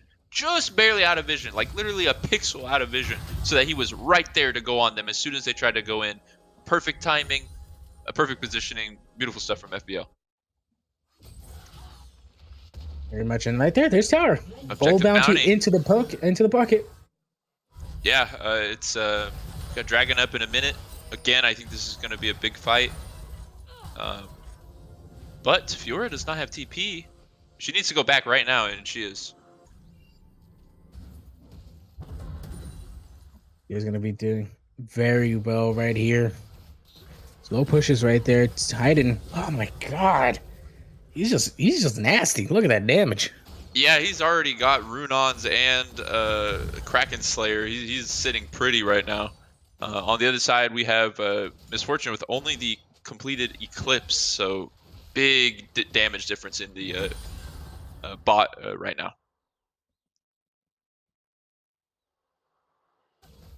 Also, the Sylas has a Magize with 7 stacks, so hopefully he's not able to get any more on that. well, if you're FroggyStyle, you do not want that to happen. Obviously, if you're a 5Monkeys fan, then you want him to get as many stacks as possible. Yeah, Come see and a dragon setup. once again, we're just seeing like them pay a little bit more patiently here, and this is really playing into their favor here when it comes to Froggy's on Froggy's side here. Just because, look at it, like it's coming into their favor here to not wanting to find these engages, and in all honesty, them being able to fight this. Okay, he's just gonna go ahead and push that there. That's gonna be bot tower already. Oh, never mind. It doesn't fall just yet, but it looks like Brahm's gonna be here by himself. Yeah, this is bot tower already, but it looks like Brahm's here by himself, and no one's gonna help him. You're just Yeah, gonna it let looks the like they're Braum trying to trade for top towers. Brahm's doing everything he can. Hecarim's still top to deal if Fiora gets dove on, but actually nice flash, but not enough. Good lord, Titan is just stomping him out. Misfortune can't do anything about it. That lead difference is right there, but FBO manages to come in, and the flash just managed to come out of Titan for this to stay alive. FBO keeping that pressure on. This is what we like to see from him right here, because honestly, there is nothing more better than just being able to keep the pressure on from a jungler here, but nothing can be done. Yeah, Aishul is actually like my MVP for this round so far. A little bit quiet on the Orianna, but his Sylas is nothing, everything but quiet. He's diving everywhere with that Everfrost E combo, and he one-shot the Veigar, and then he was able to make another play mid, diving the Misfortune, gets a kill for his ADC. He's playing beautifully. He really is right here, and 13 stacks Majais as well now. this is kind of scary here for the side of 5Monkeys here, because this is, or not 5Monkeys, my bad, Froggy here, because they can bring this back. They really can. They have the Hecarim pressure to be able to do it, and if all honesty, if Hecarim manages to catch out the ADC, which is one of the most important targets of this game right now, they can't do something about it. And speaking of being able to catch it off, speaking of biting my tongue, FPL running away for his life. FPL's, they're going in. Oh, nice flash from FOMO. Dodges out on the Malphite ult. Meanwhile, oh, we are going to be seeing the TP coming in right here for this one. He might be able to come out this one. The flash might get shut down. He might be able to get the kill onto this one. He turns it around. Oh, the Kingslayer ulti steal. Perfect timing. You can never count out Sylas, his ability to just turn around and use that Kingslayer to heal up literally his entire HP bar. I mean, he really just baited him and the casters on that one. He really did. And speaking of baiting the casters, once again, FPL manages to go in with the fear for this one, but it looks like it burns, manages to miss that bullet. Goes in. Coming in for the back lane. Back ignores him, and he does fall. FPL dropping tremendous level. It's a triple kill for Titan. Yeah, I have to say, I think this game is over. Titan is just way too far ahead, playing the Kai'Sa perfectly. He saw the Hecarim ult in. A little bit of miss synergy on the side of the Hecarim and the Misfortune. Hecarim actually knocking somebody out of Misfortune ult. And then after the resources have been used from the Hecarim, Kai'Sa just ults into the backline, kills everybody. Like I said, Hecarim being their only engage, there's nothing you can do really. There's nothing you can do really, and also this is one thing that we were talking about a little bit earlier, is having the Braum there for the Misfortune. Braum needs to stay with MF. That's it. Yep, that's really what needs to happen here, because honestly, like, having that tank support there is because you want to keep your ADC alive. It's not there for the engage, it's there for the support role, literally. Yeah, and a big issue is just how far behind Misfortune is, right? You need to keep your Misfortune alive. She's a lot of your damage, but she's 1 in 6 with just 2 completed items against an 8-2 Kai'Sa with 300 CS, so 100 CS difference, and she has 3 completed items. Right now, the Misfortune is useless compared to the Kai'Sa. Yeah, and in all honesty here, this is kind of a little bit surprising there, because we have seen MF be a bully in this case, in most cases in lane here. And speaking of being a bully here, we might be able to see someone go ahead and find an engage for this one. He does get slowed down. Wango might drop on this one. Lee Sin coming in really close. The ultimate comes in. The parry, the kickback, but he's going to go ahead and dive under turret. Birdo secures another kill, but it looks like they're not going to be able to retaliate once again. And Misfortune does fall in the back there. Kind of interesting play for that instance here, but it looks like they're just going to go ahead and keep the dive on the turret right here. Echo coming in onto this Veigar, and he manages to secure a kill. Birdo coming in with a beautiful kick onto pack, and he manages to secure that nice dive under tower. Aishul for MVP, man. I'm telling you, beautiful flank around. His ability to do these tower dives flawlessly every time is just incredible. Beautiful indeed right here. Froggy is falling far back for this one. This Kaisa pick is coming in clutch for the side of 5Monkeys here. 5Monkeys proving that they can keep up against them right here. Look at this. They're just going to go ahead and get... Who cares about that MF ult? That don't do any damage. Yeah, exactly. It doesn't do any damage. She's just trying to clear the wave, but they're going for a fight. And Yeah, I think Red Team's just going to back up here. Speaking of fight under tower here, but it looks like they're going to keep the engage. Look at Titan destroying the team. It's going to be 2 kills for Titan right there with Braum pitching it off right there. The stun does come in for this one, but it looks like Titan might be able to secure another one right there. But he does fall for this, and it looks like it's going to be a shutdown from MF. But it doesn't matter, though, because they had just won the game with that play, let alone. GG. Now all tied up, going to that third game. What do you think they have to do to turn this around? Oh, my goodness gracious. I have no idea.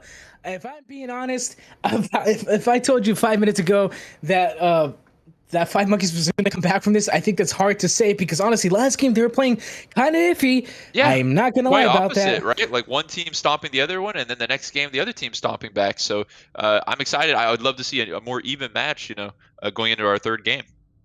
Yeah, most definitely here. And honestly, this has just like been one of the more like surprise turnabouts again. The performance from Titan is just spectacular. Look at the damage he was able to do, and also the CS difference.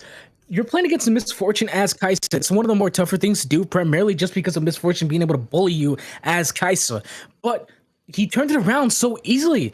And honestly, not having that engage support really shows how hard it is to play with a defensive support like Braum.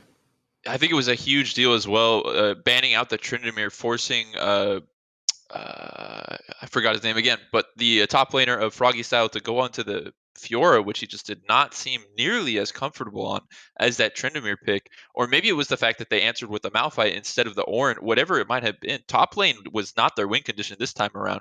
And it seems like there is a little bit of a bot diff. So they really need to pour resources into the top and jungle like they did the first game if they want to come back, in my opinion.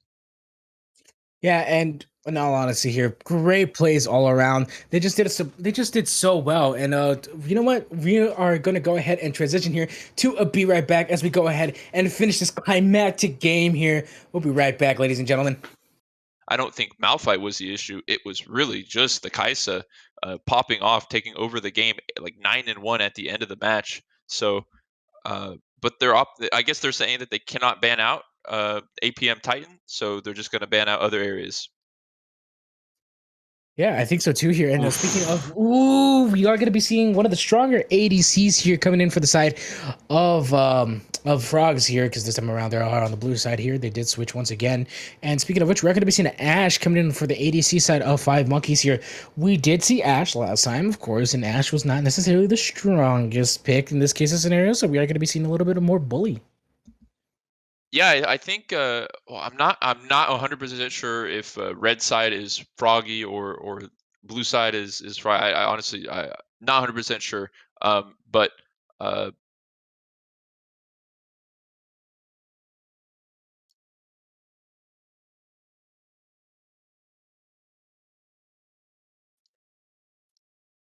well, it's okay. Regardless, we'll have to see. I think whoever has the Zeri is going to be a really big deal. Zeri very strong, especially like the third item spike.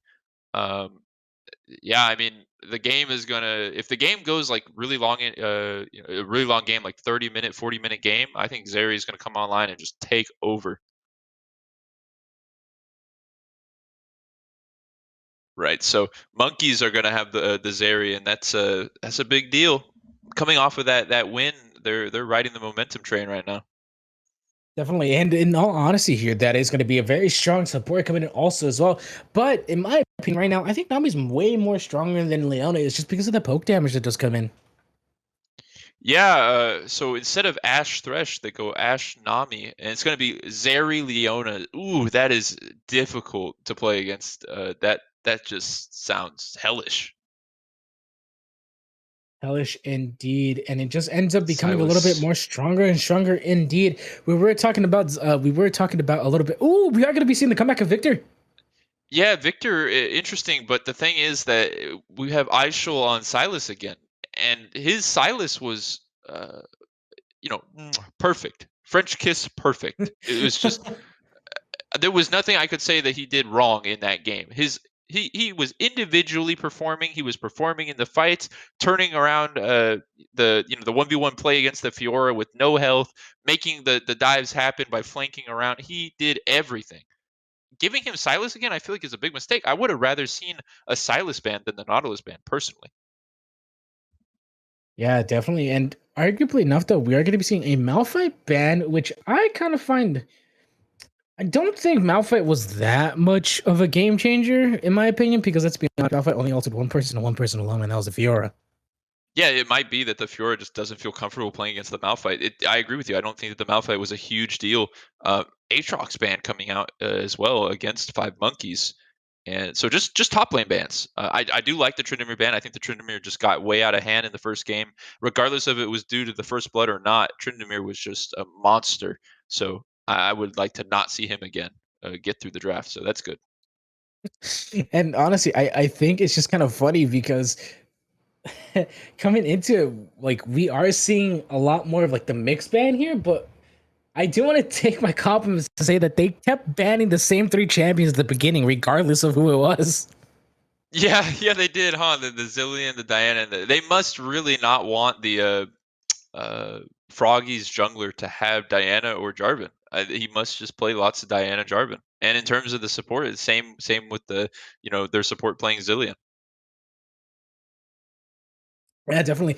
And I don't know, like I'm curious to see what's gonna happen. Ugh, my voice just cracked really hard right there. I'm curious to see exactly what just happens here because we are gonna be seeing. Oh, look at him, the little adorable bundle of badass. We are gonna be seeing Nari coming in from the top lane here, and Volibear for possibly jungle.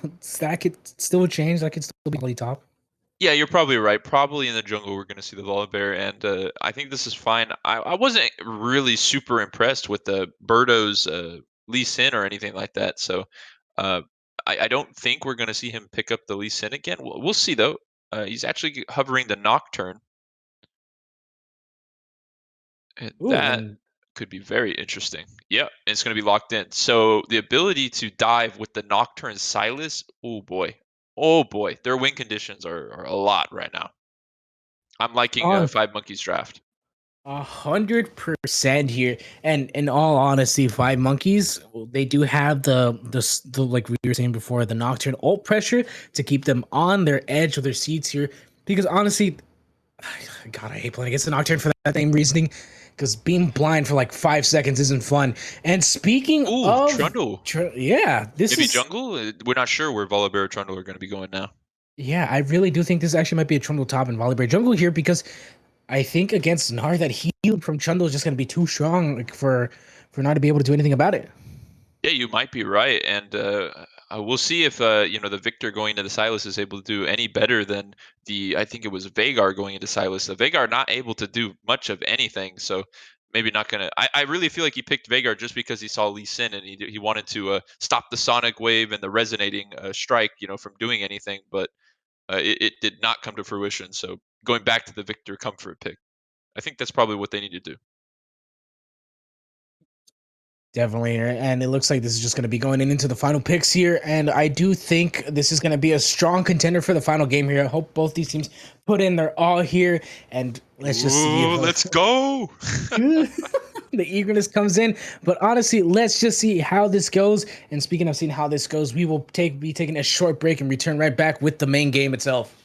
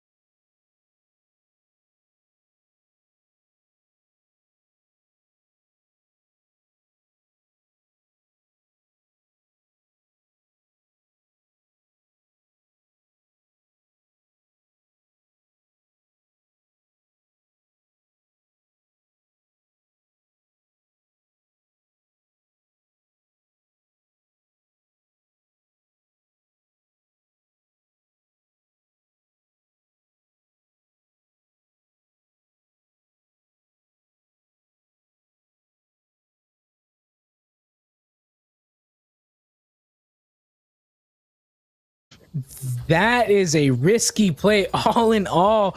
Like, what's the plan right there? Are you trying to necessarily fight this game, or are you just trying to, into a little bit of kill? And speaking of risky plays right here, remember how I was talking about earlier that this Trundle was going to be going to the top lane just because of that damage and being able to heal out that sustain from Gnar?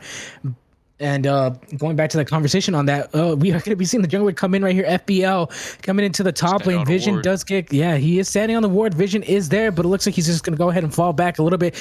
He does see that that bear is right there. Yep, and the bear is going to walk right into the enemy jungle. Now we'll see if Nocturne does the same thing as usual, where he would go into the enemy jungle, but looks like Volibear notices nothing is really available. He's going to back up, maybe look for that Scuttle Crab. Definitely right here, as we are going to be seeing a little bit more poke damage come in. That Nami is actually proving very useful here. It looks like we're going to be seeing the top lane fight once again. Wango unchained. He is actually really unchained at this one. He's just trying to do as much damage as he can. And Berto's going to go back to his blue side right here, and he's just going to go ahead and clear some wolves. Yeah, Wango was very quiet on the Fiora, so I'm hoping to see a little bit more action from him coming out on the Trundle. We're seeing a lot of different picks. Aishul, again, like I mentioned before, MVP for me on that Sylas last game. How do you shut down him as well? I mean, you have so many threats. You've got the Gnar top, you've got the Nocturne jungle. Both of those are scary on their own individually. Not even, talking about how they can dive together with the Gnar, the Mega Gnar ult, and the Nocturne dive with the ult. Then you also have legitimately 3 threats in just the form of Sylas, Zeri, and Leona. Leona even being a threat herself, she can 1v1 champions. 1v1 indeed, and also it's scary because, like, with all honesty, once Leona hits level 6, you're just kind of doomed if you get stunned by her. Yeah, and here we go. Good engagement. Nice cleanse. Ooh, the cleanse does manage to pop up right there, but the Leona W manages to pop right there. The flash just coming tight. It might be falling onto this one, but it looks like his first play is going to be going onto right there. Burns securing the first kill already. That's actually a very good engage. Yep, both ADCs have cleanse, and a really nice cleanse from both of them, but Ashe had the health advantage, and a really beautiful cleanse stops the Leona from turning that, and manages to get first blood. That's really big, right? Because I was talking about it, and he, all right, I'll be quiet. I won't say it again. I mentioned, there might be a bit of a bot diff, but Burns does not want me to say that. He does not believe that at all. What's kind of interesting though? We were talking about this a little bit during the first game here, that when it comes to being able to find these engaged supports are not necessarily the strongest whenever it comes into mages, just because of how hard it is for engaged supports to be able to counter against that poke. Leona is a very tanky support. That's arguably her best skill set whenever it comes into it, but it doesn't matter when that poke comes in. Yeah, Leona is extremely tanky, but unfortunately, if you got that's a nice flash from Zoko. Might lead to a kill. They're both 1 HP. Minion aggro could finish this off. He really wants to kill. The boomerang barely misses. FBI, sorry, FBL. FBI, open up. The bear's coming up. There's a pro that's named FBI, okay? Excuse me. Okay, this Mega Gnar is going to be very important. Give him a little bit of health back. Maybe prevent the dive from happening. Preventing the dive he did right there. Oh, FBL's going to come in from the back. Is that the play? No, but Zokama manages to secure the kill. That's just a misplay right there from FBL coming in from behind. Well, a misplay or a miscommunication, because it seemed like FBL was positioning to let the Mega Gnar run out, so he would be there when the Gnar had really no options, no actions he could take to prevent the dive. But Zokama actually just turns it on Wango, and because the Volibear is in an awkward position, Wango, maybe pushed up a little bit too far, not aware of what the Volibear was trying to do. Yeah, definitely here. And it looks like this Gnar is just going to go ahead and let the wave crash into it here. Looks like this first Drake's going to be going to the side of blue here. And I believe, if correct me if I'm wrong, this is 5Monkeys on the blue side here, because last time around they were rotated during the picks. But speaking of which, 5Monkeys going ahead and taking the first Drake already. That's actually very good here.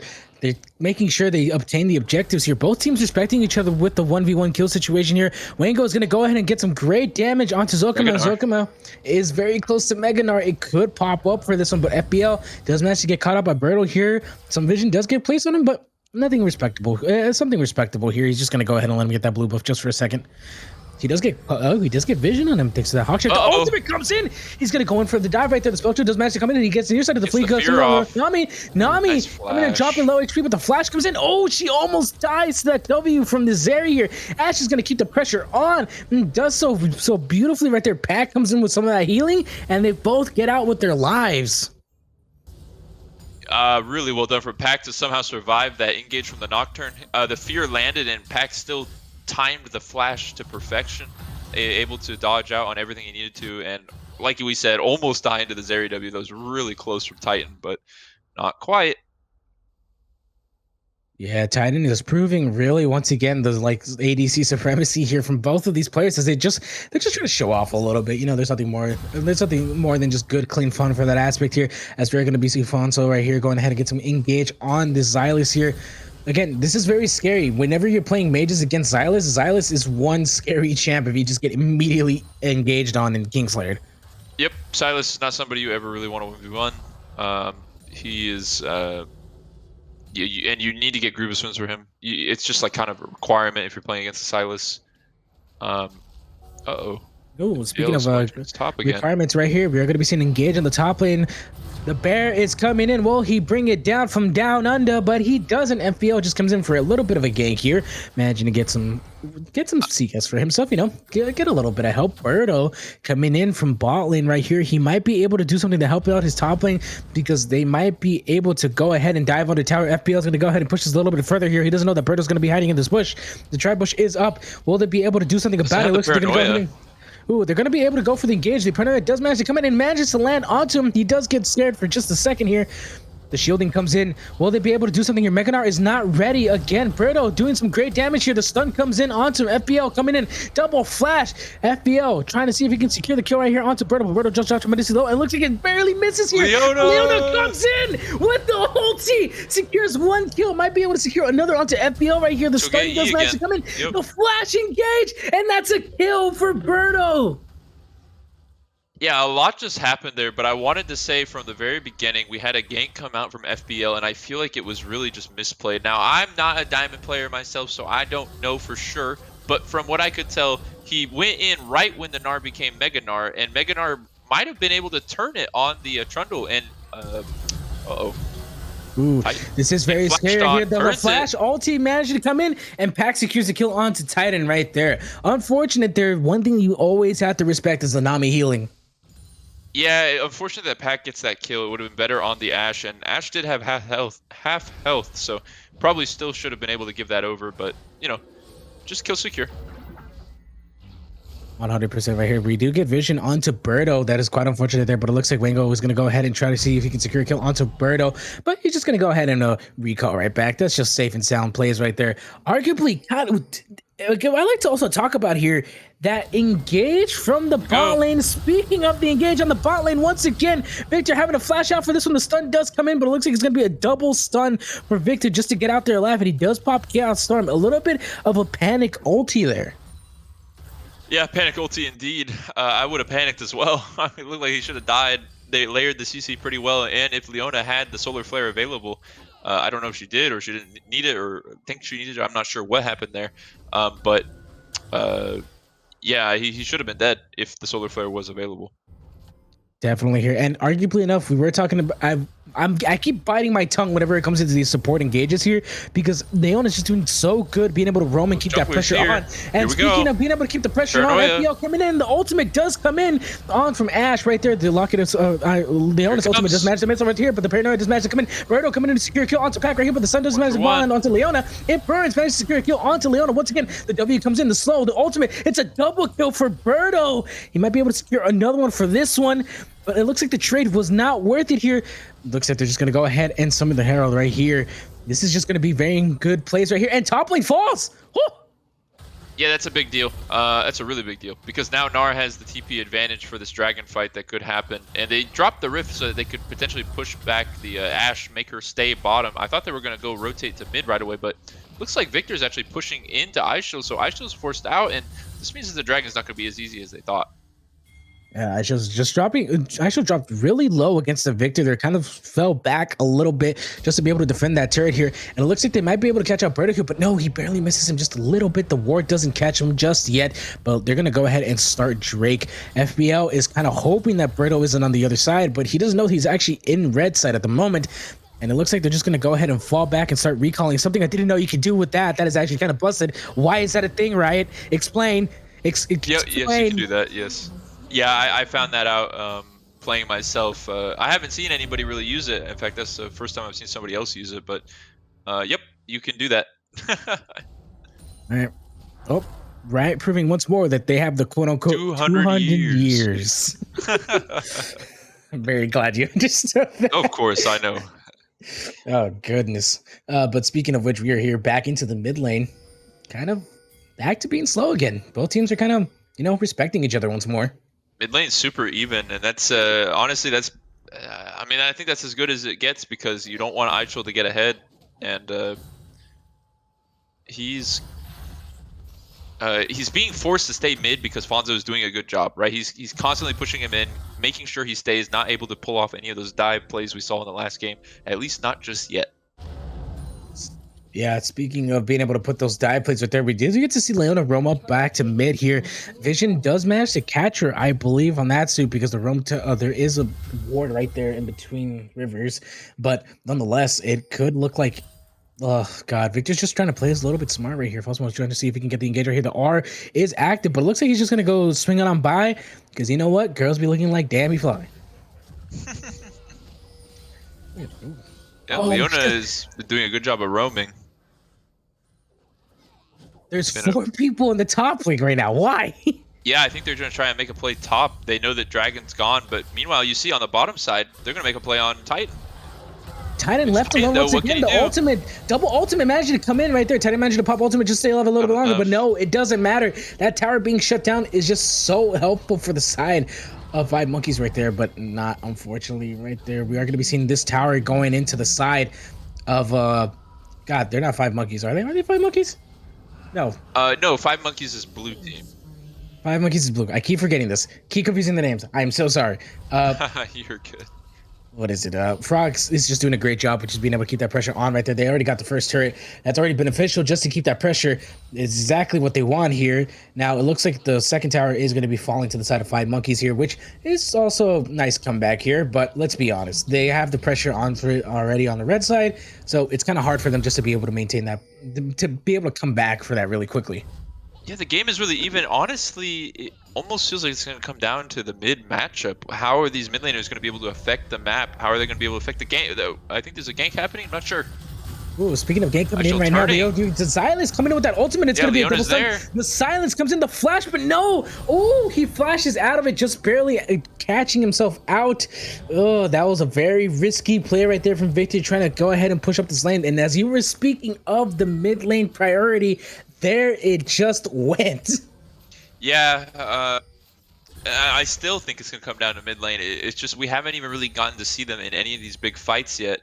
And like I said, Aichel was just key in the winning, for 5Monkeys winning that last game. So Fonzo, I think he played Victor in the first match, and he played pretty well. It wasn't really up to him that the fact that they won, but he still did his job, and he's doing his job right now. A little bit of a misplay gets him caught out from the Leona ult, but he's holding his own. Holding his own indeed right here. 8-4 kill difference here. Even then, it's like this start, like there is a 4 kill difference, but they're still doing really well right now. Like let's be honest here. Their objective prowess is strong. They're able to play as a team here, like very reluctantly here. Speaking of very reluctantly, Megadon comes in. Paranoia is coming up. We're gonna be seeing that double paranoia engage here. The fleet comes in, but no, Berto secures the kill. Doesn't want to give it to his top laner though, because let's be honest, when does jungle ever give a kill? Well, they both already. Oh, actually, a hole breaker. Look at hole breaker on both top laners. Oh, goodness gracious. This is just a base race for top lane right here as both of them hit that island mark. Yeah, interesting that they both have Hullbreaker, yet almost like they're not even really using it too much right now. Maybe that's because of the jungle presence top, but uh-oh. Aichel Now, I will Yeah. say I do believe Aishul has the ability to turn this potentially. Let's see. Oh, he does the double bear ultimate right there. That was FBO cool. managing to barely miss that one. That was the perfect timing on both ends right Synchronized, there. yep. Yeah, beautiful dance right there that we just saw. But it looks like he's going to come out with his life on this one. Very good trade of the ulti flash. I want to say that it actually played into the favor here of FBL because honestly, we might be able to see another engagement to the ultimate. Comes in on TS, but it barely misses. This is a fight for Drake. Leona does not have ultimate.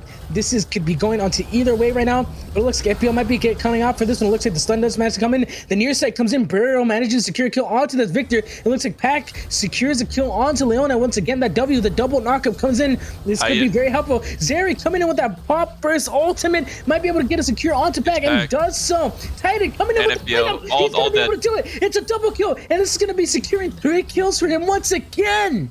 Yeah, that's mid turret and dragon. It's got to be. Actually, it's going to be 2 mid turrets because of the Rift Herald, I'm pretty sure. And dragon, so wow. Goodness gracious. I don't even know what really happened. That seemed like such an even fight until Titan just comes around the corner. Like he's like, oh, hey guys, sorry I wasn't here. And just kills everybody. Speaking of shooting everything up right now, we are going to be seeing this fight for top lane once again right here, the mid lane versus the top laner. Wango proving once again that he can be a threat to force with, but it looks like he's going to go ahead and trade this off. Look at that damage. Oh, Leona's coming up, but he might be able to do something. The stun comes in. It's going to be Leona engaged once again. The Q knockup and boom! Aiko managing to secure a kill once again onto Wango. Oh, this is very bad for the side of Frogs here as they are struggling just to be able to keep up now. Aishul is showing such good awareness of his health and his ability to turn fights and exactly the right timing. His mastery with Sylas is very clear to me. Yeah, definitely. And all honesty here, this is one thing a lot of players do not respect when it comes to Sylas is Kingslayer. Respect the Kingslayer. There's a reasoning why Sylas wants you to engage on them. This because they can just easily heal right back up. Yeah, and I have to bring us back to the draft. I really question the Nautilus ban over the Sylas ban. Yes, the Nocturne is 5-0. Yes, the Gnar is 3-0. But we weren't even aware that those picks were going to happen. We did already see the Sylas go 9-1. The Sylas was a much bigger problem than the Nautilus, and I don't think that's just my opinion. I think that is very clear that that's what happened.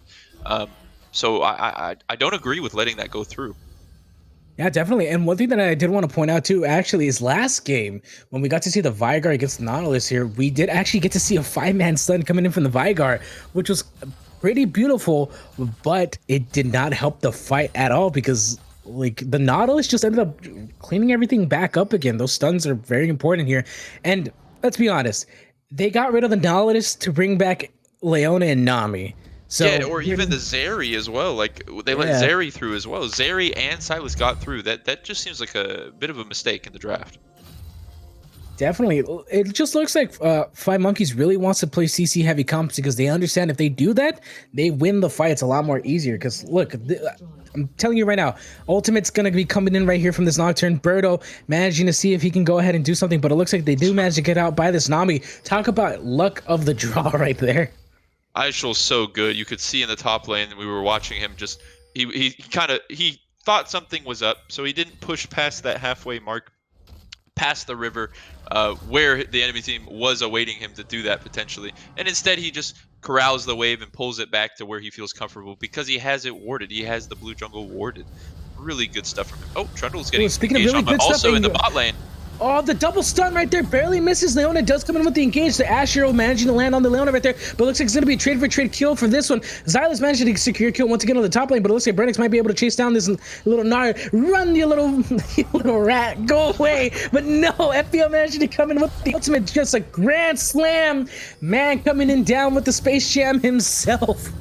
Yeah, what can they get though? Because the thing is, they lost the Trundle in the top lane against the Zeri Sylas. So Zeri and Sylas both were not in that fight, and it was still a 3-for-2 trade with only one person advantage. So that shows you that the state of the game, that we're at. Sylas and Zeri probably being, even though they don't have as many kills as the Gnar and the Nocturne, they probably do more damage than both of them.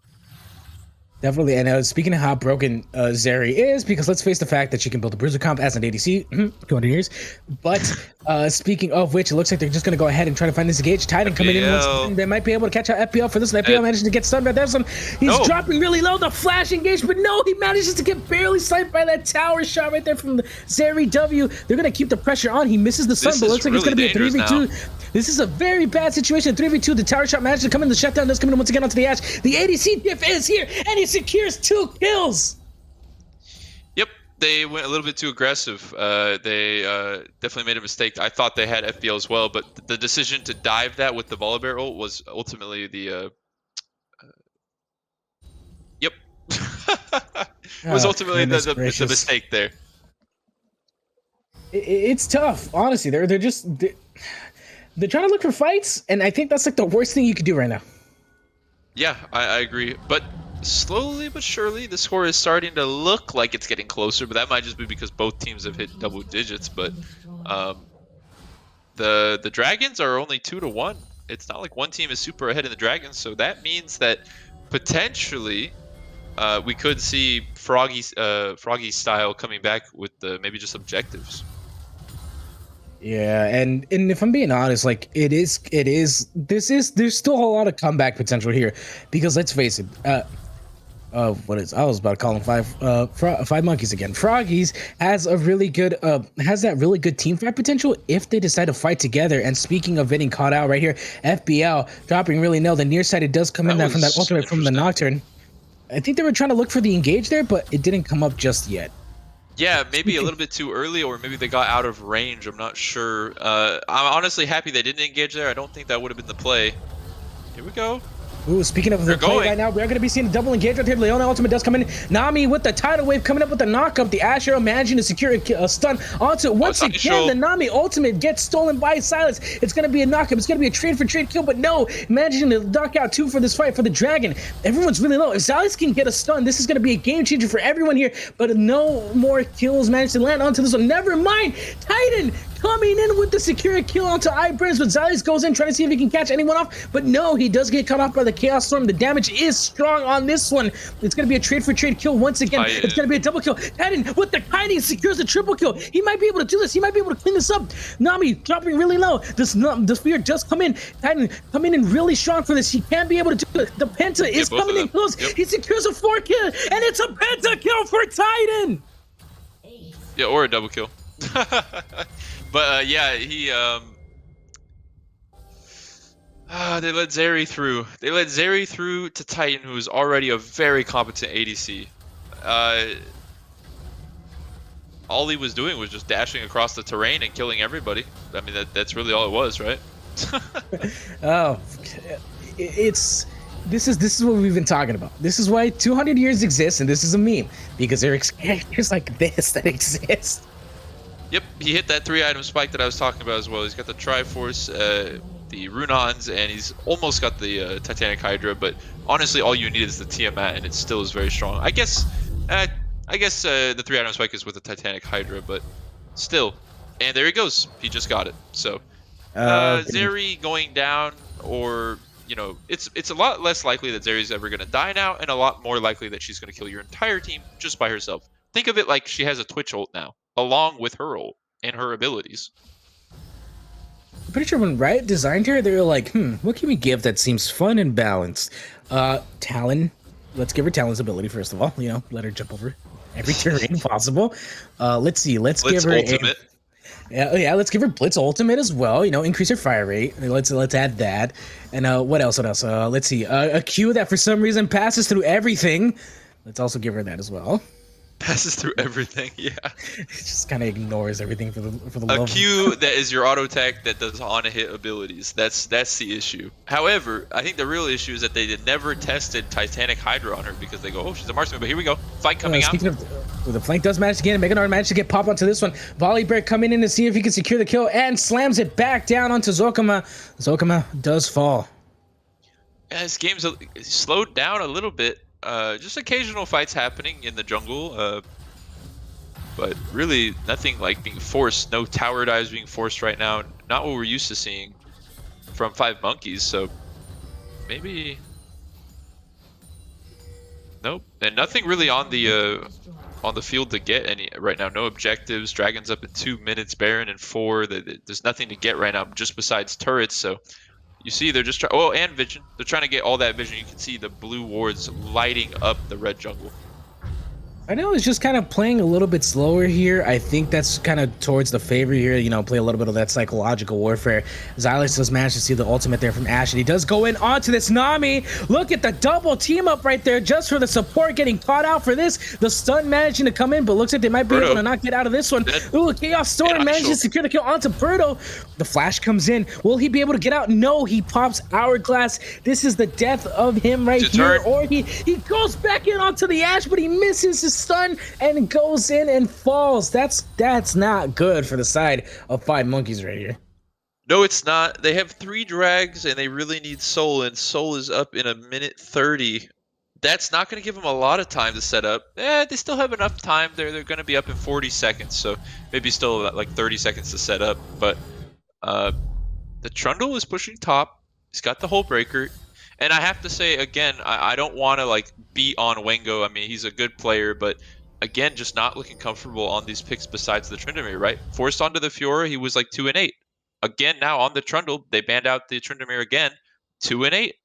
And you have to wonder, is it he's now, it's not the Malphite, right? Because he's against an R now. Perhaps it's just that he's more comfortable on that Tryndamere. Yeah, maybe so, but even then, it's the pressure is still on. I still want to say like both players are actually doing their best as like whenever it comes to these engages. Because let's be honest, when it comes to FroggyStyle coming in for the fight here, it is a little bit on like a. They have to really rely on the team CC, whereas 5monkeys has to rely on the Leona CC. And let's be honest, Leona CC is not hard to miss. Yeah, that's pretty much true. And they also have the Sylas for CC. Sylas provides a lot of CC with his because he also goes to Everfrost, right? So he has the double stun with that E. Very strong. He can lock somebody down for about 5 seconds. 5 seconds indeed. Right now, they're just going to go ahead and set up for Vision. Drake is coming up in 10 seconds. Will they be able to secure a kill right there? Volibear managed to catch out the Leona just for a quick, brief second here. They're just going to go ahead and set up Vision, but Gnar destroys turret once again. Let's just see how this goes and plays out. Yeah, you gotta watch Titan. Watch Titan on the flank. He's going to try and flank this. Oh, but it looks like we're going to be trying to go ahead and get the dragon fight. The Leona stun managed to get 3, but it looks like it's just going to be a nice slay right there. Look at Zeri. Look at Titan. They're ignoring Titan. You can't ignore Titan. Him once again. Titan secures a double kill, and it's going to be going on to this once again. Triple kill for Titan. And look at this. They're already at base. This is game. Yeah, and you know, I kept talking about how they banned Nautilus instead of the Sylas. Nah, forget that. They banned Nautilus instead of Zeri. Even worse, that led to them losing this game. This was absolutely winnable for either team, but giving the Zeri to Titan, obviously that proved to be a very big issue. Very big issue indeed, ladies and gentlemen, boys and girls. This is going to 5monkeys, the turnaround from the first game. What? Well played to both teams, but 5monkeys coming out on top, 2-1. This is just a great games to watch. Yeah, that was really fun. Really well done for both teams. I thoroughly enjoyed that. All players very skilled. It came down. I really feel it came down to the picks and bans, and you know, a lot of League is played in picks and bans, so. Yeah, and honestly, like maybe those picks and bans would have been a little bit beneficial here for the team fighting. But I do want to say though, like whenever it came to the counter meta for 5monkeys and Froggies here, I do want to say 5monkeys favored a much more CC heavy comp during the second and third game compared to the first game where they played a much more traditional comp, if you want to say. Yeah, it really feels like that.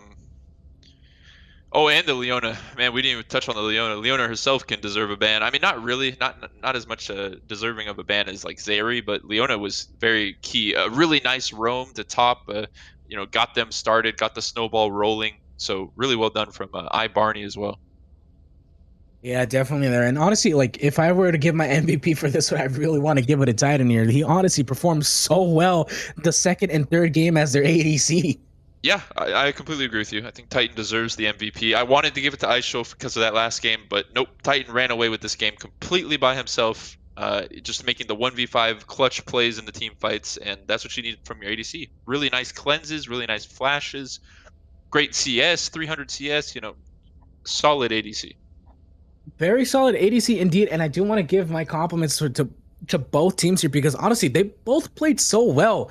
It was a Yeah. back-to-back game. Like honestly, the fact that they're able to bring it back is just really strong and really goes to show that both these teams are playing to their highest levels here. And I do want to give once again my compliments to like it burns because he's again two very strong ADCs, two strong ADC players. You cannot disagree with me here when they say that both of these ADCs just came back to back to back. Yeah, I mean it burns that actually got the first blood on I think it was iBarney. So it was either iBarney or Titan. I'm not exactly sure, but yeah, really I agree with you. I think both ADCs were great, and I think that I mentioned it before. It felt like for the first game that was won by FroggyStyle, they played around top and jungle, and they were both like 4-0, 5-0, right? This game and last game, they did not seem to play around top and jungle, and it did not pan out for them. They tried to play around bot, but Titan was able to turn it around, and it didn't matter that they played around bot. He's just Titan. Yeah, it really goes to show that. Well, ladies and gentlemen, boys and girls, that has been us for today. My name is Admiral. You can find me on Twitch at Admiral_TTV, or you can check me out on my Instagram. And you guys can find Hunter. Where exactly? You can find me nowhere. I'm a ghost. All good in the good. I was about to say all good in the hood there, Jesus. But in all honesty, all good there. But ladies and gentlemen, once again, I have been your play-by-play caster. My name is Admiral. Hunter. Yeah, I'm Hunter, and I'm excited to cast along Admiral as always. So thank you guys for coming out and watching the stream. All right, thank you. All right, thank you so much, ladies and gentlemen, boys and girls. That has been today's game, and we hope to catch you on the next one on Raven Gaming.